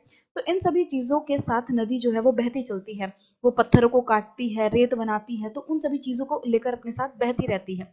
अब जब पानी जो है बाहर निकलेगा, फ्लड आएगा, तो जो भी पानी इस तरफ जाएगा नदी से निकलकर, जब ये यहाँ बहेगी तो अपने साथ जो पत्थर कंकड़ हैं, सॉइल के पार्टिकल्स हैं, वो सब भी पानी बाहर लेके निकलेगा और उनको यहाँ पे डिपोजिट कर देगा। राइट, यहाँ पे डिपोजिट कर देगा। तो पहले नदी कुछ इस तरीके से बह रही थी, अब क्या हुआ, नदी जो है इसका पानी यहाँ तक बहने लग गया। राइट, इस तरीके से यहाँ तक बहने लग गया।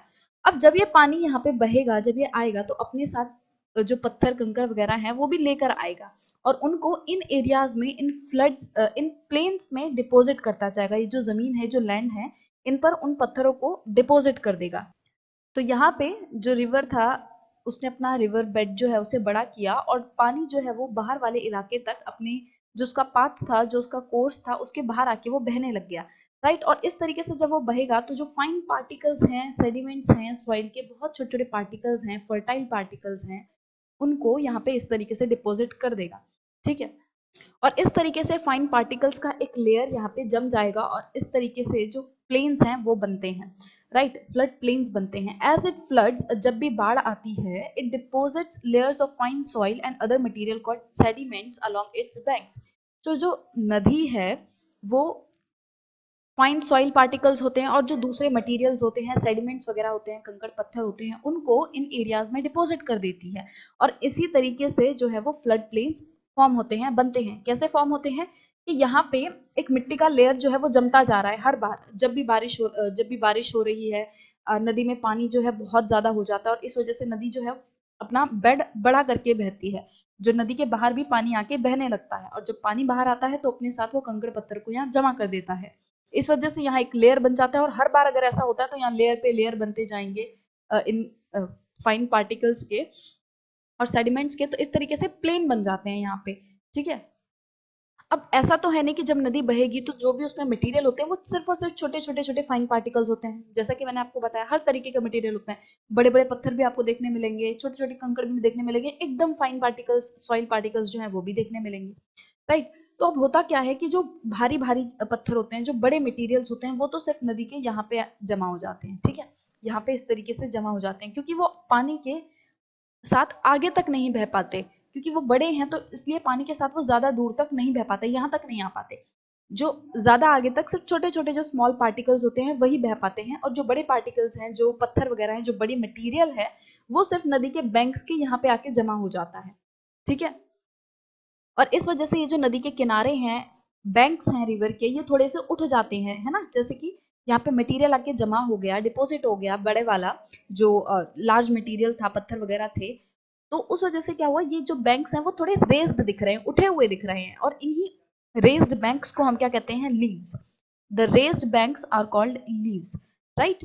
ये जो रेज्ड बैंक्स हैं इन्हीं को हम लीव्स कहते हैं। और फ्लड प्लेन्स, मुझे लगता है अब आपको अच्छे से समझ आ गया हो कि जब भी बाढ़ आती है पानी जो है वो नदी के बाहर जाके बहने लगता है, जिसके साथ वो अपने जो भी फाइन पार्टिकल्स होते हैं सॉइल के और जो भी सेडिमेंट्स वगैरह होते हैं उनको वो अपने साथ लेके बहता है और उनको डिपॉजिट कर देता है यहाँ। और जो भारी मटेरियल है वो एकदम पास में नदी के किनारों पर जाके जमा हो जाता है और एक रेज्ड बैंक्स बन जाते हैं जिन्हें हम लीव्स कहते हैं, राइट। सो अब फ्लड प्लेन्स मुझे लगता है आपको अच्छे से समझ आ गया होगा। फ्लड प्लेन्स, जैसा कि इसके नाम से पता चल रहा है कि ऐसे प्लेन जो कि फ्लड की वजह से बन रहे हैं, राइट। इसमें क्या होता है, जो बहुत ही ज्यादा फर्टाइल सॉइल होती है। क्यों? क्योंकि हर बार जो फाइन पार्टिकल्स हैं वो डिपॉजिट होते हैं। एक तरीके से जो सॉइल है वो रिन्यू होती जाती है ना। हर बार जो फर्टाइल सॉइल पार्टिकल्स हैं वो हर बार डिपॉजिट होते हैं। मान लो हर बारिश में एक जगह पे बाढ़ आ रही है, ठीक है, तो जब हर बार बाढ़ आएगी, हर बार पानी जो है वो बाहर जाके बहेगा, फाइन पार्टिकल्स को डिपॉजिट करेगा, तो एक तरीके से जो टॉप लेयर है सॉइल का वो रिन्यू होता जा रहा है। तो जिस वजह से ये जो फ्लड प्लेन्स होते हैं वो बहुत ही ज्यादा फर्टाइल होते हैं और यहाँ पे जो खेती है वो बहुत ही ज्यादा अच्छी होती है।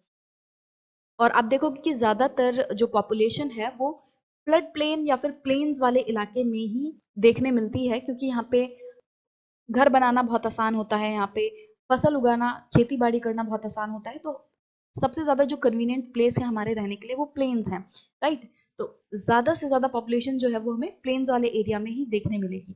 और फ्लड प्लेन्स जो हैं वो क्योंकि बहुत ज्यादा फर्टाइल होते हैं तो यहाँ ज्यादातर लोग जो है वो खेती करते हैं। Delta. So we were discussing the work of a river, and so far we have discussed about the waterfalls, about the meanders, oxbow lakes, and floodplains. And in this video, we are going to see delta, how deltas are formed, right? सो हम अपनी नदी की journey देखते हैं। तो नदी जो है पहाड़ों से निकलती है, राइट, इस तरीके से वाटरफॉल्स बनाती हैं एंड देन ये प्लेन्स पे आके बहने लगती हैं और इस तरीके से मियांडर्स बनाती हैं। कभी कभी बीच में ऑक्सबो लेक्स भी बना देती हैं। एंड देन ऐसा तो नहीं है कि ये नदी बस हमेशा इसी तरह बस बहती जाएगी बहती जाएगी। कोई ना कोई टाइम तो ऐसा आएगा ना जब ये जाके समुद्र से मिलेगी, राइट। तो मान लो यहाँ पे सी है, दिस इज सी। अब बहते बहते जो हमारी नदी है वो जाके समुद्र में मिलती है, राइट। तो जहां से नदी शुरू होती है that point is called the source of a river, and the point at which the river meets the sea is called the mouth of a river, right। तो जब नदी जो है सीप में जाके मिल जाती है, समुद्र में मिल जाती है, तब उस पॉइंट को हम क्या कहते हैं? उसे हम कहते हैं माउथ ऑफ द रिवर। और नदी के इस माउथ पर ही क्या बनता है? डेल्टा बनता है, राइट। अब हमने ये देख लिया डेल्टा कहाँ बनता है, जब नदी समुद्र में मिलती है उसी जगह पे क्या होता है? डेल्टा बनता है। So this is the main river and this is the sea, ठीक है। तो ये सी है। और अब हम इन सब के बारे में पढ़ेंगे कि डिस्ट्रीब्यूटरी क्या होती है। तो बट आप देख सकते हो कि किस तरीके से ये जो नदी है ये समुद्र में मिल रही है और इस पूरे को ही हम क्या कहते हैं? Delta, right. अब ये डेल्टा बनता कैसे है, राइट। तो डेल्टा है, as the river approaches the sea, the speed of the flowing water decreases and the river begins to break up into a number of streams called distributaries. तो जैसे जैसे नदी समुद्र की तरफ बढ़ने लगती है, समुद्र में मिलने के लिए जाने लगती है, राइट। तो यहाँ से बह रही थी, ये पहाड़ है, यहाँ से बह रही थी, अब समुद्र यहाँ पे है, ठीक है। अब जैसे जैसे ये समुद्र की तरफ बढ़ने लगेगी वैसे वैसे इसकी जो स्पीड है, ठीक है, जो फ्लोइंग स्पीड है, जिस रफ्तार से ये बह रही है वो स्लो होने लगती है, राइट। और बहुत ज्यादा स्लो हो जाती है जैसे जैसे ये नदी समुद्र के ज्यादा पास आती जाती है। और जब ये समुद्र के पास आती है तो क्या होता है कि जैसे ये नदी हमारी बह रही थी, right, this is our river, तो इसकी स्पीड इतनी स्लो हो जाती है कि फिर ये एक कांस्टेंट उसी डायरेक्शन में बह नहीं पाती, राइट। आप एक काम करो, आप एक प्लेन टेबल पे तेजी से ग्लास, एक भरा हुआ ग्लास जो पानी है उसको सीधा मतलब बहुत तेजी से उस टेबल पे डाल दो, तेजी से एकदम, तो देखोगे कि वो एक स्ट्रेट डायरेक्शन में जाएगा, वो एक सीधी डायरेक्शन में जाएगा, ठीक है। बट अगर उसी ग्लास ऑफ वाटर को आप जस्ट ऐसे ढकेल दो, उसको मतलब ऐसे प्रेशर से ना फेंको, जस्ट ढकेल दो उसको, बस हाथ मार के उसको गिरा दो, तब आप देखोगे कि वो बहुत सारी अलग अलग स्ट्रीम्स बना लेगा, वो इधर भी फैलेगा, वो इधर भी फैलेगा, फिर वो एक फिक्स पाथ में नहीं मतलब फ्लो करेगा, राइट। तो सेम चीज होती है कि जब नदी की जो स्पीड है वो स्लो हो जाती है तो वो नंबर ऑफ स्ट्रीम्स में बहने लगती है। अब ये नदी जो है इस तरीके से एक स्ट्रीम इसकी ये बन गई और एक स्ट्रीम इसकी ये बन गई। इस तरीके से ये नंबर ऑफ स्ट्रीम्स में बहने लगती है, बट जाती है। और ये जो नंबर ऑफ स्ट्रीम्स हैं, ये जो इसमें से दो और जो स्ट्रीम्स निकल गई, इनको हम क्या कहते हैं, डिस्ट्रीब्यूटरीज, राइट। कि एक नदी जो है वो डिस्ट्रीब्यूट हो गई, वो बट गई, ठीक है, कुछ स्ट्रीम्स में से। तो इन स्ट्रीम को हम क्या कहते हैं, डिस्ट्रीब्यूटरीज। अब क्योंकि रिवर जो है वो बहुत ज्यादा स्लो हो चुकी है, the river becomes so slow that it begins to deposit its load. अब हमने जैसा कि पढ़ते आ रहे हैं हम, कि जो नदी है वो सिर्फ अकेली नहीं बहती, अपने साथ बहुत सारे अपने साथियों को लेके बहती है। उसके साथी कौन, जो पत्थर, कंकर, रेत, बालू, तो ये सब जो चीज होती हैं, इन सबको वो अपने साथ लेके बहती है, राइट।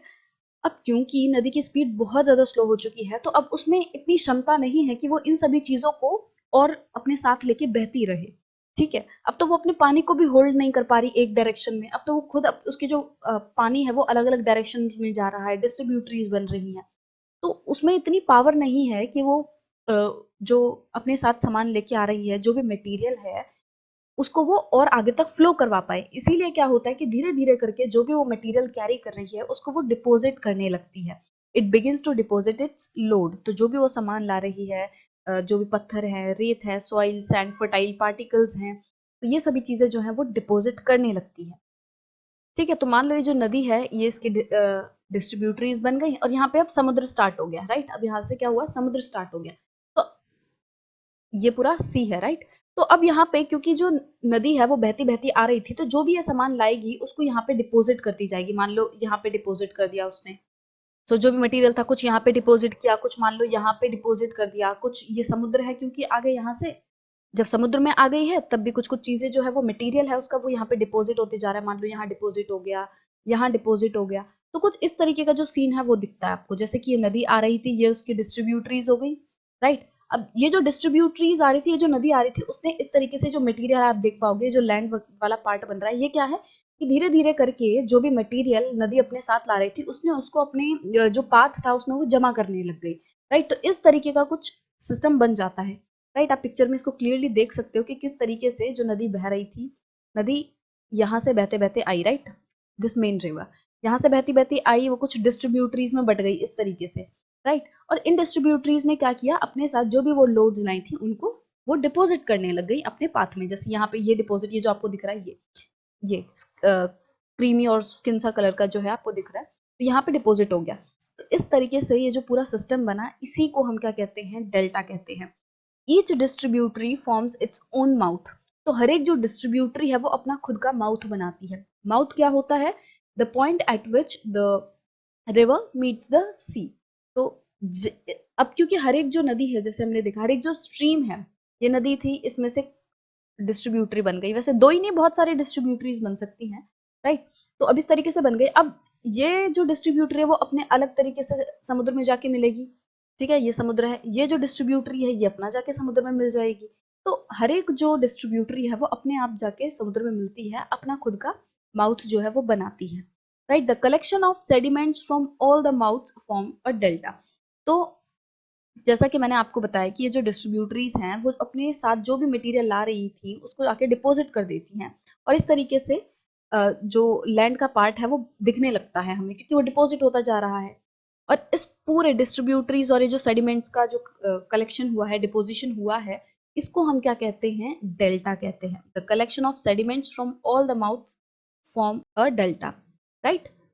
तो उम्मीद करती हूँ कि आपको जो डेल्टा है वो अच्छे से समझ आ गया हो कि डेल्टा क्या होता है और डेल्टा बनता कैसे है, राइट। तो नदी जो है, मैं वापस से एक बार शॉर्ट में बता देती हूँ आपको। नदी जो है वो बहती बहती समुद्र के पास आती है, तो धीरे धीरे करके उसकी जो स्पीड है वो स्लो होने लगती है, जिस कारण से वो नंबर ऑफ स्ट्रीम्स में बट जाती है, जिन्हें हम डिस्ट्रीब्यूटरीज कहते हैं।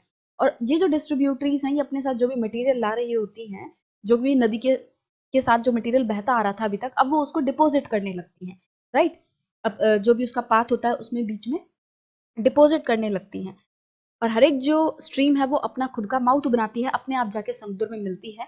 और इन सभी चीज़ों के कलेक्शन को जो हमारी डिस्ट्रीब्यूटरी, हमारी जो सेडिमेंट्स डिपॉजिट हुए, राइट, इन सभी चीज़ों को हम क्या कहते हैं, इन सभी को कलेक्टिवली हम क्या कह देते हैं, डेल्टा, राइट।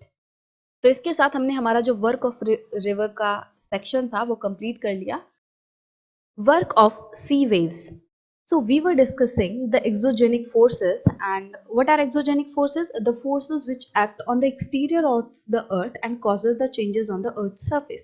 तो ऐसी forces जो कि अर्थ के बाहर काम करती हैं और उन forces की वजह से अर्थ के surface पे काफी सारे changes आते हैं. And in that we have already discussed the work of a river. So we saw that how river causes various changes on the earth's surface. It creates various landforms like the deltas, floodplains, oxbow lakes, meanders, and all. So we have seen that. And now in this section, we are going to see the work of sea waves. How sea waves bring the changes on the earth's surface. So the erosion and deposition of the sea waves give rise to the coastal landforms. So erosion क्या होता है? Erosion is the worn away of the landform. मतलब कि जैसे कि कोई भी landform है, उसका टूटना, उसका खराब होना, उसका जो उसके ऊपर जो लेयर था उसका रिमूव हो जाना, सो दैट इज इरोजन. और इरोजन की वजह से जो भी मटेरियल इरोड होता है, जो भी मटेरियल टूटता है, बिखरता है, तो उसका जो भी पार्टिकल्स वगैरह हैं उनको वेरियस फोर्सेस जैसे कि वाटर हो गया, एयर, तो आइस, ये सभी चीजें क्या करती हैं, ये उनको उस जगह से जहाँ पे इरोजन हुआ है वहां से दूसरी जगह जाके डिपॉजिट कर देती हैं. तो ये चीज हम पहले ही चैप्टर के शुरू में डिस्कस कर चुके हैं कि इरोजन एंड डिपोजिशन क्या होता है. तो ये जो प्रोसेस है इरोजन एंड डिपोजिशन का, जो कि कौन कर रहा है? सी वेव्स. कि जो समुद्र की लहरें हैं वो भी इरोजन एंड डिपोजिशन करती हैं, वो भी किसी मटेरियल को इरोड करती हैं, उसको तोड़ती हैं, और जो भी मटेरियल टूटा होता है, जो भी मटेरियल बिखरा होता है, उसको दूसरी जगह जाके डिपॉजिट कर देती हैं. तो इस प्रोसेस की वजह से सी वेव्स का ये जो प्रोसेस है इरोजन एंड डिपोजिशन का, उसकी वजह से बहुत सारे कोस्टल लैंडफॉर्म्स बनते हैं. कोस्टल लैंडफॉर्म्स कौन से लैंडफॉर्म्स होते हैं? जो कि आपको कोस्टल एरियाज में देखने मिलेंगे, right. Sea waves continuously strike at the rocks, cracks develop over the time, they become larger and wider. तो मान लो ये पूरा जो है समुद्र है, यहाँ पे, हाँ, पूरा समुद्र है और बीच में एक बड़ी सी चट्टान है. तो मान लो समुद्र के बीच में एक रॉक है. अब समुद्र में तो लहरें हमेशा आती जाती रहती हैं. अब लहरें आई हैं और लहरें जो है उसके टकराने की वजह से यहाँ पे क्रैक्स जो है वो डेवलप हो जाते हैं. पहले यहाँ पे क्रैक आने लगते हैं, इस रॉक में दरार आने लगती है, जैसे कि आप यहाँ देख रहे होंगे. तो एक रॉक है और उसमें इस तरीके से क्रैक आ रहे हैं. अब जो वेव्स हैं वो कंटिन्यूअसली इस पे आके टकराएंगी और ये जो क्रैक है ये और ज्यादा बड़ा होता जाएगा और धीरे धीरे करके क्या होगा, जो मटेरियल है रॉक से बाहर आने लगेगा और एक हॉलो सा बन जाएगा, एक केव टाइप आपको देखने मिलेगा. इस तरीके से एक केव बन जाएगी. ठीक है, यहाँ पे जो मटेरियल है वो टूट के गिर गया और एक गुफा जैसी बन गई छोटी सी, राइट. तो hollow like caves are formed on the rocks, they are called sea waves. अब ये जो केव की तरह का स्ट्रक्चर बन गया इन रॉक्स पे, उसको हम क्या कहते हैं? सी केव्स, राइट. तो ऐसी केव्स जो कि समुद्र में बनी है, सी वेव्स के कारण बनी है, उन्हें हम क्या कहते हैं? सी केव्स. अब क्या होगा, अब जो लहरें हैं वो तो अभी भी कंटिन्यूअसली इस पे जाके टकराएंगी. यहाँ पे अभी भी मटेरियल है, राइट, रॉक है, बट एक केव के जैसा स्ट्रक्चर बन गया है. अब इस केव के अंदर का जो पूरा मटेरियल था वो भी सी वेव्स के कंटिन्यूअसली टकराने की वजह से वो भी पूरा टूट जाएगा और इसके आर पार आपको दिखने लगेगा, पूरा हॉलो हो जाएगा, ये एकदम से हॉलो हो जाएगा और आपको इसके आर पार दिखने लगेगा, एकदम कट जाएगा ये. तो फिर उसके बाद कुछ इस तरीके का जो स्ट्रक्चर है वो देखने मिलेगा कि इसके आर पार आप देख सकते हो. So as these cavities become bigger and bigger, only the roof of the caves remain. तो अब ये जो कैविटीज हैं ये और ज्यादा बढ़ने लगी, जो लहरें हैं वो कंटिन्यूअसली आकर इनसे टकरा रही हैं. तो इसकी वजह से क्या हुआ, वो जो क्रैक्स थे, वो जो केव्स थी, वो और ज्यादा जो है वो टूटने लग गई और इस तरीके से फिर लास्ट में क्या हुआ, जो पूरा मटेरियल है वो टूट गया और सिर्फ ये स्ट्रक्चर रह गया, ये रूफ रह गई. ठीक है, अब ये नीचे का पूरा हॉलो हो चुका है. तो दिखने में कैसा स्ट्रक्चर दिखेगा? इस तरीके का, ये इस तरीके का स्ट्रक्चर दिखेगा. तो अब ये क्या बन गया? सी arches. So as these cavities become bigger and bigger, only the roof of the caves remain. जो केव की हम बात कर रहे थे, जो गुफा की बात कर रहे थे, अब वो गुफा जो है उसकी सिर्फ छत रह गई है, पूरी गुफा जो है वो खत्म हो गई है. अब आर पार जो है पूरा कट गया है, टूट के जो स्ट्रक्चर बना, जो लैंडफॉर्म बना, उसे हम क्या कहते हैं? सी आर्चेस, राइट. सो आप ये कंफ्यूज नहीं होना, जो सी आर्चेस है वो पूरा आर पार हॉलो होता है, वो एकदम कट चुका होता है, आप आर पार देख सकते हो. बट जो केव्स हैं उसमें आर पार नहीं कटा होता है, बट जो रॉक है उसका थोड़ा सा हिस्सा एक थोड़ा सा कट गया होता है, बट इसमें आप आर पार नहीं देख सकते. ठीक है, सी केव्स में, बट आर्चेस में देख सकते हो. Further erosion breaks the roof and only walls are, वजह से क्या होगा, अब ये जो ऊपर की रूफ थी ये भी टूट जाएगी, ये भी टूट जाएगी। तो कैसा स्ट्रक्चर बचेगा, सिर्फ कुछ इस तरीके से स्ट्रक्चर बचेगा, राइट। बीच की लहरें, जो लहरें थी उन्होंने बीच वाला जो स्ट्रक्चर है उसको भी तोड़ दिया, जो रूफ थी उसको भी तोड़ दिया। तो सिर्फ और सिर्फ ये दो वॉल बची, राइट, सिर्फ ये दो वॉल बची इस तरीके से। अब इन वॉल लाइक स्ट्रक्चर्स को हम क्या कहते हैं, इनको हम कहते हैं स्टैक्स, राइट। तो ये है स्टैक्स। तो आप इस पिक्चर में देख सकते हो कि सिर्फ और सिर्फ ये वॉल लाइक स्ट्रक्चर जो है वो बचा, और इसे हम क्या कहते हैं, stack. The steep rocky coast rising almost vertically above the sea water is called sea cliff. अब यहाँ तो चारों तरफ समुद्र समुद्र है। अब आप देखोगे कि मान लो जो लहरें हैं वो अभी भी इरोजन और डिपोजिशन करती रहेंगी, तो उसकी वजह से क्या हुआ, ये वाली जो वॉल थी ये भी टूट के गिर गई, ठीक है। अब क्या रह गया, सिर्फ ये वाली रह गई, जो ये वाला स्ट्रक्चर है वो रह गया। तो ये वर्टिकली खड़ा है जो स्ट्रक्चर, और इस स्ट्रक्चर को हम क्या कहते हैं, sea cliff. The sea waves deposit sediments along the shores forming beaches. अब आप लोग बीचेस पे तो घूमने जाते होंगे, बट आपने कभी सोचा है कि बीचेस बनते कैसे हैं। अब हमने देखा कि इतना ज्यादा इरोजन एंड डिपोजिशन का काम हो रहा है यहाँ पे, जो लहरें हैं वो बहुत सारी रॉक्स को तोड़ रही हैं, उन्हें इरोड कर रही हैं। तो जो भी मटेरियल टूट के गिरता है, बिखरता है, तो उस मटेरियल को जो लहरें हैं वो जाके बीचेस पे जाके डिपोजिट कर देती हैं, जो लैंड वाला इलाका है उस पे जाके डिपोजिट कर देती हैं। हमने देखा है लहरें क्या करती हैं, लहरें आती हैं, मान लो ये लैंड है और ये हमारी वेव्स हैं, तो ये क्या करती हैं, वो यहाँ तक आती हैं और फिर पहले यहाँ पे आएंगी और फिर वापस से चली भी जाती हैं। तो जब ये यहाँ पे आएंगी तो अपने साथ जो इरोडेड मटेरियल है उसको लाएंगे और उसको यहाँ पे डिपोजिट कर देंगी, ठीक है। और इस वजह से क्या बनेगा, बीचेस बनेंगे, राइट। तो बीचेस कैसे बनते हैं, जो भी इरोडेड मटेरियल है उसको सी वेव्स लाके लैंड पे डिपोजिट कर देती हैं और उससे बीचेस बनते हैं। सो इस पिक्चर में जैसा कि आप देख सकते हो, ये पूरी एक रॉक है और उसमें से यहाँ पे हॉलो हो रखा है, ठीक है। जो एक हिस्सा है वो कट रखा है। तो सी केव्स होती हैं वो इसी तरह की दिखती हैं। ये एक सी केव की पिक्चर है, आप देख सकते हो, राइट। तो सी केव क्या होती है, इसी तरीके से जो रॉक है उसका कुछ पार्ट जो है वो कट जाता है, राइट, एक हॉलो बन जाता है और उसको हम क्या कहते हैं, सी केव्स। अब इस पिक्चर में आप देख सकते हो कि जो पूरी रॉक थी, पहले यहाँ पे भी रॉक थी, राइट, पहले यहाँ पे भी रॉक थी, बट क्या हुआ, धीरे धीरे करके जो उसका आगे वाला हिस्सा है वो कटा, फिर और सी केव बनी, और उसके बाद जो उसका पीछे वाला हिस्सा है वो भी कट गया और सिर्फ ये रूफ रह गई, राइट। तो ये क्या बना, सी आर्च, राइट, इसे हम कहते हैं सी आर्च। आप देखोगे कि ये वाला जो स्ट्रक्चर है ये पूरा इस तरीके से खड़ा है, रूफ रूफ बची है, बट ये जो बीच का पार्ट है वो पूरा कट चुका है and you can see through it, right. So this is sea arch. अब इस पिक्चर में देखो कि पहले यहाँ पे पूरा इस तरीके से पूरी ये रॉक थी, राइट, ये पूरा इस तरीके से रॉक थी, राइट। फिर क्या हुआ, इस रॉक का कुछ हिस्सा यहाँ से कटने लग गया और सी केव बनने लग गया। बट फिर धीरे धीरे करके क्या हुआ, ये और बड़ा हुआ और बड़ा हुआ और पूरा जो है वो आर पार हो गया। मतलब जो भी पूरा रॉक मटेरियल था वो पूरा कट गया और क्या बन गया, सी आर्च बन गया, राइट, सी आर्च बन गया। और धीरे धीरे करके उसके बीच ऊपर की जो रूफ बची थी, जो इसके ऊपर की जो रूफ बची थी इस तरीके से, वो भी टूट गई। अब ये वाला जो मटेरियल है ये भी टूट गया और इस तरीके से सिर्फ और सिर्फ जो वॉल है वो खड़ी रह गई। और हमने इसके बारे में पढ़ा था कि जो वॉल लाइक स्ट्रक्चर है उसे हम क्या कहते हैं, स्टैक कहते हैं। सो दिस इज स्टैक। अब इस पिक्चर में देख सकते हो कि आप पहले जो यहाँ पे एक स्टैक था, जो यहाँ पे जो स्टैक थी, जो वॉल लाइक स्ट्रक्चर था, वो भी धीरे धीरे करके इरोजन की वजह से, जो समुद्र की लहरें हैं उनकी वजह से वो भी टूट गया, वो भी गिर गया और अब सिर्फ और सिर्फ ये स्ट्रक्चर बचा है। This structure is left. और इस स्ट्रक्चर को, जो कि वर्टिकली स्टैंडिंग है समुद्र के साइड में, तो इसको हम क्या कहते हैं, सी क्लिफ। तो I have shown you the picture of each and every landform we have just studied about and I hope it is clear.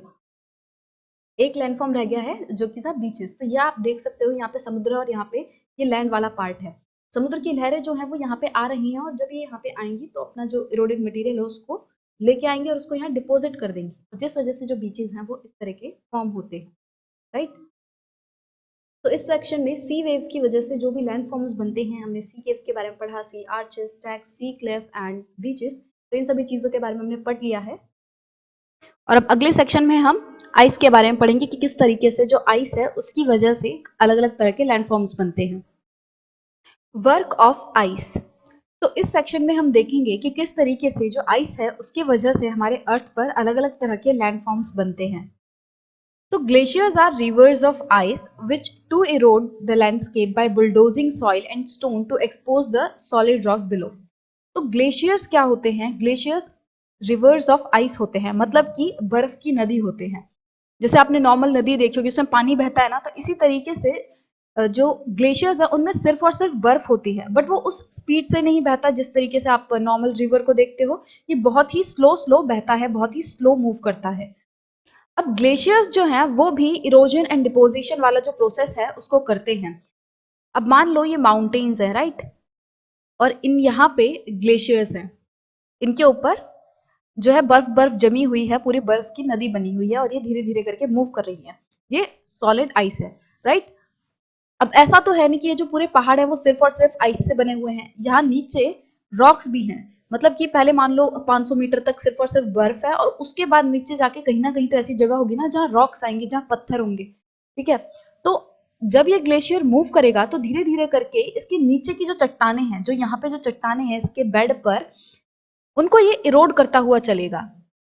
तो ये माउंटेन्स हैं और यहाँ पे आप देखोगे इस तरह से पूरी चट्टाने हैं, और जब यहाँ से रिवर बहेगी, जब यहाँ से जो ग्लेशियर है वो बहेगा, तो अपने साथ इन रॉक्स को इरोड करेगा, तोड़ेगा, ठीक है, और जो भी इरोडेड मटेरियल होगा उसको अपने साथ लेकर बहने लगेगा नीचे, राइट।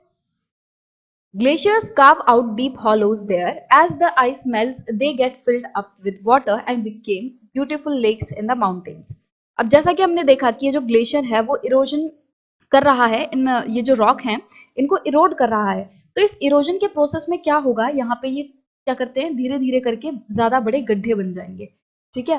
तो ये पहले इस तरीके से एकदम स्मूथ सरफेस था, बट फिर क्या हुआ, धीरे धीरे करके ये इसको इरोड कर रहा है और कुछ इस तरीके का सरफेस बन गया मान लो, और इसके ऊपर से यहाँ ग्लेशियर है ही, ठीक है, ये ग्लेशियर है। बट अब मान लो इस तरीके से यहाँ पे हॉलो बन गया, गड्ढा हो गया। अब जब ये ग्लेशियर बहेगा, नीचे की तरफ जाएगा, और ग्लोबल वार्मिंग की वजह से, जैसे कि हमें पता है टेम्परेचर बढ़ रहा है, और भी काफी सारे कारणों की वजह से धीरे धीरे करके आइस जो है वो मेल्ट होने लगेगी, ठीक है। जब यहाँ आइस मेल्ट हो जाएगी तो वो इन हॉलोज में जाके इकट्ठा होने लगेगी, मतलब ये जो हॉलोज हैं ये पानी से भरने लगेंगे, आइस मेल्ट होगी तो पानी बनेगा, राइट, और फिर वो जो पानी है वो इन गड्ढों में जाके जमा होने लगेगा, और फिर क्या बन जाएंगे, लेक, माउंटेन्स पे इस तरीके के लेक्स बन जाएंगे, राइट।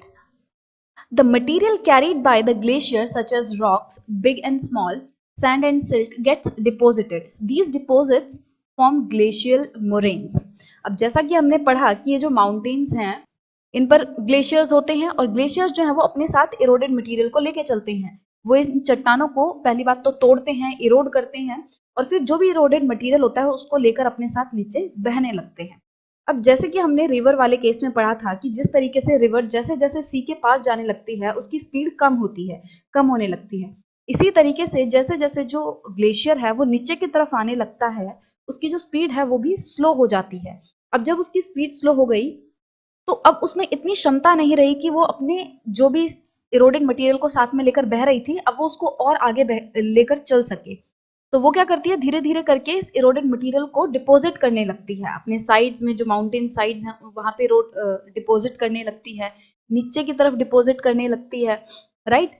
तो मान लो यहाँ बीच में ही कहीं डिपॉजिट कर दिया, ये दूसरा माउंटेन है, यहाँ पे दूसरा वो है, तो यहाँ पे डिपॉजिट कर दिया, और ये पूरा ग्लेशियर ग्लेशियर है, राइट। और ग्लेशियर्स के बीच में आपको इस तरीके से जो इरोडेड मटेरियल है वो डिपॉजिटेड दिखेगा, ठीक है। जैसे कि आप यहाँ देख सकते हो इस पिक्चर में किस तरीके से ये जो आपको ब्लैक सी लाइन दिख रही होगी यहाँ पे मान लो, और इसके साइड में, तो इस तरीके से जो इरोडेड मटेरियल है वो धीरे धीरे करके डिपॉजिट होने लगता है, और क्या बनाता है, ग्लेशियल मोरेन्स, उन्हें ही हम क्या कहते हैं, ग्लेशियल मोरेन्स, राइट।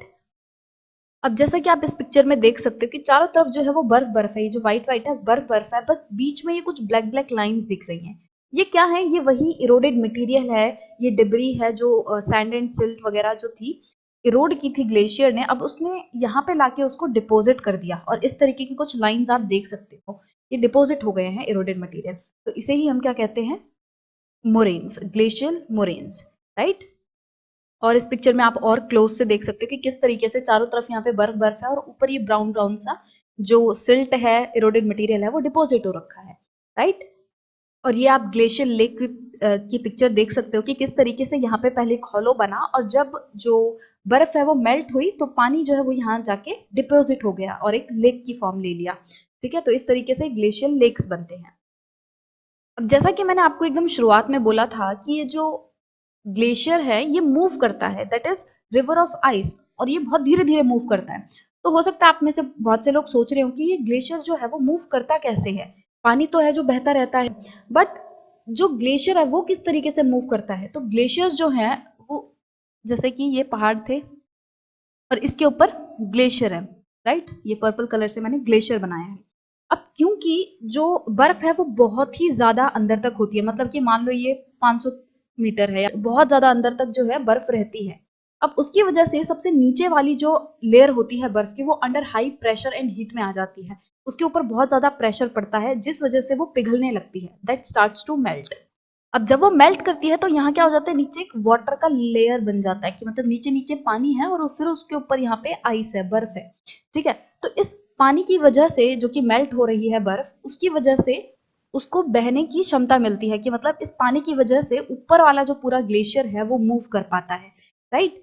बट ये जो मूवमेंट है ये बहुत ही स्लो होती है, मान लो लगभग 275 मीटर पर ईयर, इतने स्लो ये जो ग्लेशियर है वो मूव करते हैं। सो अब इस सेक्शन में हमने आइस की वजह से अलग अलग तरह के जो लैंडफॉर्म बनते हैं उसके बारे में पढ़ लिया है कि किस तरीके से ग्लेशियर्स जो है वो मूव करते हैं और इरोजनल एक्टिविटीज परफॉर्म करते हैं, और जो भी इरोडेड मटेरियल होता है उसको एक जगह पे लाके डिपॉजिट कर देते हैं, जैसे जैसे वो नीचे जाने लगते हैं उसे डिपॉजिट कर देते हैं। और जो भी इरोडेड मटेरियल की जो डिपोजिशन है उसी को हम क्या कहते हैं, मोरेन्स कहते हैं, राइट। वो इस तरीके से पहाड़ों के साइड में जाके डिपॉजिट हो जाता है, बीच में डिपॉजिट हो जाता है नीचे जाके, तो उसी को हम मोरेन्स कहते हैं। और जब इरोजनल एक्टिविटीज होती हैं तो उसकी वजह से कभी कभी हॉलो बन जाता है, गड्ढा बन जाता है, और जब पानी वहां पे मेल्ट होता है, बर्फ मेल्ट होती है और पानी वहां पे भर जाता है तो उस तरीके से वो एक ग्लेशियर लेक बनता है, right. So I hope the work of ice is clear. Work of wind. So we were discussing exogenic forces. Exogenic forces, the forces which acts on the exterior of the earth and causes the changes on the earth surface. ऐसी forces जो कि अर्थ के बाहर काम करती हैं और उनकी वजह से अर्थ के सरफेस पे अलग अलग तरह के लैंडफॉर्म्स बनते हैं, चेंजेस आते हैं। So we have discussed so many exogenic forces. We discussed how the landforms are made because of the river. कि जो river है उसकी वजह से किस तरीके से अलग अलग landforms बनते हैं।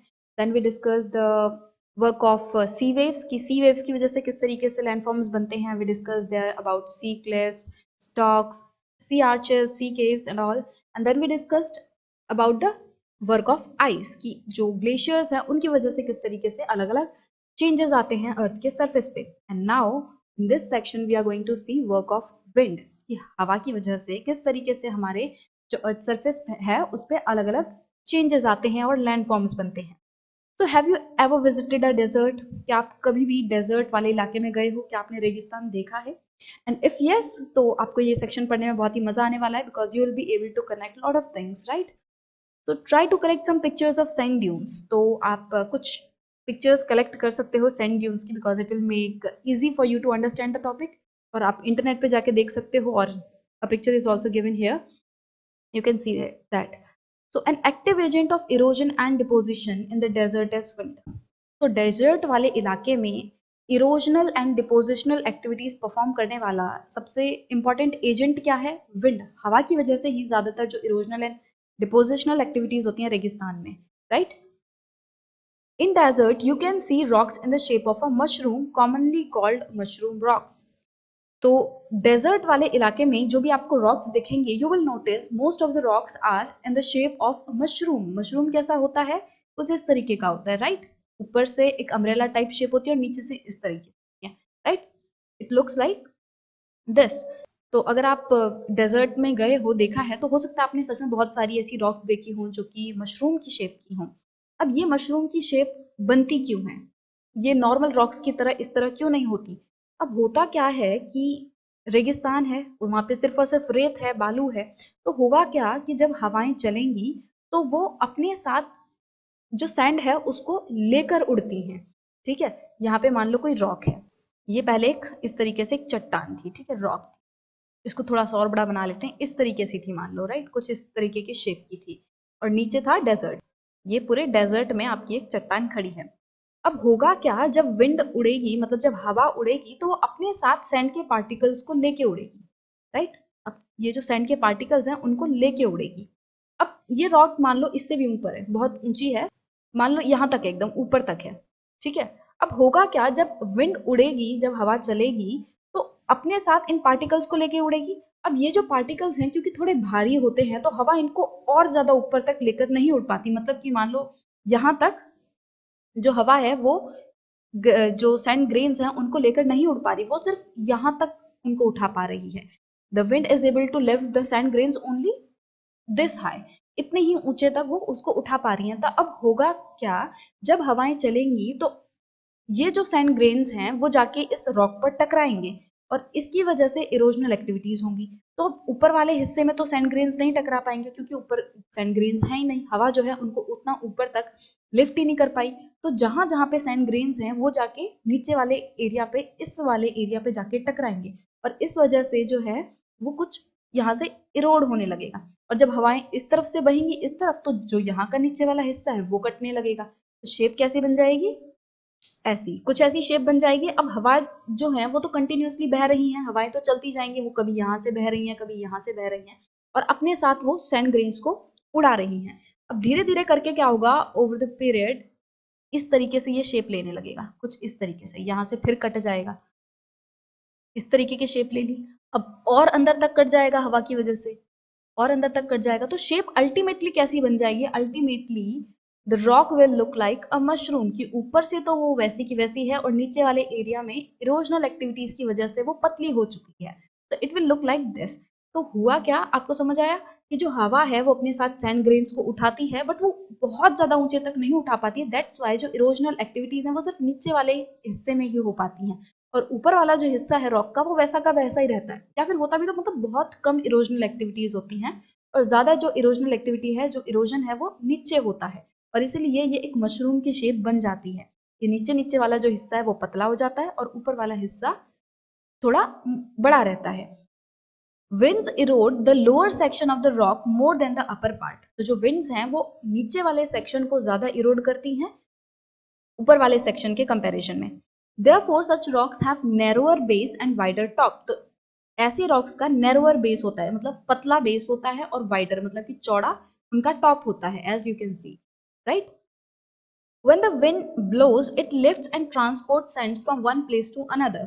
अब जैसा कि हम देख रहे हैं कि जब हवाएं चलती हैं तो वो जो सैंड ग्रेन्स हैं उनको उठाती है अपने साथ। अब कहीं पे जाके हवा रुकेगी, थोड़ी स्लो होगी, तो वो जाके दूसरे जगह पे इनको डिपॉजिट कर देगी, यहाँ से लाई उठा के और यहाँ लाके डिपॉजिट कर दी। और डिपॉजिट करती है तो वो कुछ इस तरीके की शेप बन जाती है, लो हील्स की तरह। When it stops blowing, the wind falls and get deposited in low hills. तो जब हवा रुकती है तो जो भी सैंड ग्रेन्स वो अपने साथ कैरी कर रही थी वो अचानक से नीचे गिर जाते हैं और कुछ इस तरह की शेप ले लेते हैं लो हिल्स की, जैसे कि आपको यहाँ दिख रहे हैं कि ऐसी, राइट। छोटे छोटे मिट्टी के टीले से बन जाते हैं, पहाड़ से बन जाते हैं बहुत छोटे छोटे से, तो इन्हीं को हम क्या कहते हैं, sand dunes. When it stops, the sand falls and gets deposited in low hills like structures. These are called sand dunes और इन्हीं को हम क्या कहते हैं, sand dunes, right? When the grains of sand are very fine and light, the wind can carry it over very long distances. अब होता क्या है, अगर मिट्टी के कण भारी हैं तो हवा उनको ज्यादा दूर तक कैरी नहीं कर पाएगी, ना ही ज्यादा ऊंचे तक कैरी कर पाएगी। बट अगर जो छोटे छोटे वाले पार्ट हैं मिट्टी के, जो छोटे ग्रेन्स हैं वो बहुत ही लाइट हैं, तो उनको हवा बहुत दूर तक, वेरी लॉन्ग डिस्टेंसेस तक कैरी कर सकती है उनको, ठीक है। When such sand is deposited in large areas it is called loess. अब जब ऐसी रेत जो कि बहुत पतली है, उसके ग्रेन जो है वो बहुत ही लाइट है, बहुत ही थिन है, तो जब इस तरह की जो सैंड है वो बड़े से एरिया में जाके डिपॉजिट हो जाती है, हवा मान लो यहाँ से जो छोटे वाले कण हैं उनको लेकर उड़ रही थी और जाके उसने उसको यहाँ पे डिपॉजिट कर दिया, राइट, यहाँ पे पूरा डिपॉजिट कर दिया। सो इस तरीके का जो डिपोजिशन है, इस तरीके का जो लैंडफॉर्म बना, उसको हम क्या कहते हैं, लोएस। और large deposits of loess is found in China. तो चाइना में हम इस तरह के जो लोएस हैं उनको देख सकते हैं। सो आई होप कि आपको समझ आ गया हो कि मशरूम रॉक्स कैसे बनती हैं, सैंड ड्यून्स कैसे बनते हैं, लोएस कैसे बनती हैं, right. So this is the last topic of our chapter, and I hope you get it. And with this, we come to the end of our chapter number 3 of class 7th geography. And in this, we discussed a lot of interesting topics. हमने पढ़ा कि किस तरीके से अर्थ के surface पे changes आते हैं. Then we discussed about the endogenic and exogenic forces. Endogenic forces जो कि अर्थ के अंदर काम करती हैं और उसकी वजह से अर्थ के सरफेस पे चेंजेस आते हैं. एक्सोजेनिक फोर्सेस जो कि अर्थ के बाहर काम करती हैं और उनकी वजह से अर्थ के सरफेस पे चेंजेस आते हैं. एंडोजेनिक फोर्सेस के अंदर हमने वोल्केनो के बारे में पढ़ा, हमने अर्थक्वेक के बारे में पढ़ा, फोकस क्या होता है, एपीसेंटर क्या होता है. एक्सोजेनिक फोर्सेस में हमने अलग अलग तरह के जो फोर्सेस थी उसके बारे में पढ़ा. हमने रिवर की वजह से जो लैंडफॉर्म्स बनती हैं उसके बारे में पढ़ा. हमने सी वेव्स के वर्क पढ़ा, हमने वर्क ऑफ आइस पढ़ा. And then today we discussed work of wind. So I hope ये चैप्टर जो है आपको बहुत ही मज़ेदार लगा हो, आपको सब कुछ समझ आया हो. और अगर अच्छा लगा है तो please hit the like button, and if you haven't subscribe yet then please subscribe the channel, and don't forget to press the bell icon so that you never miss an update. So we will meet in the next video with a new topic. Till then, keep working hard, keep studying, take care of yourself and your family. Bye bye.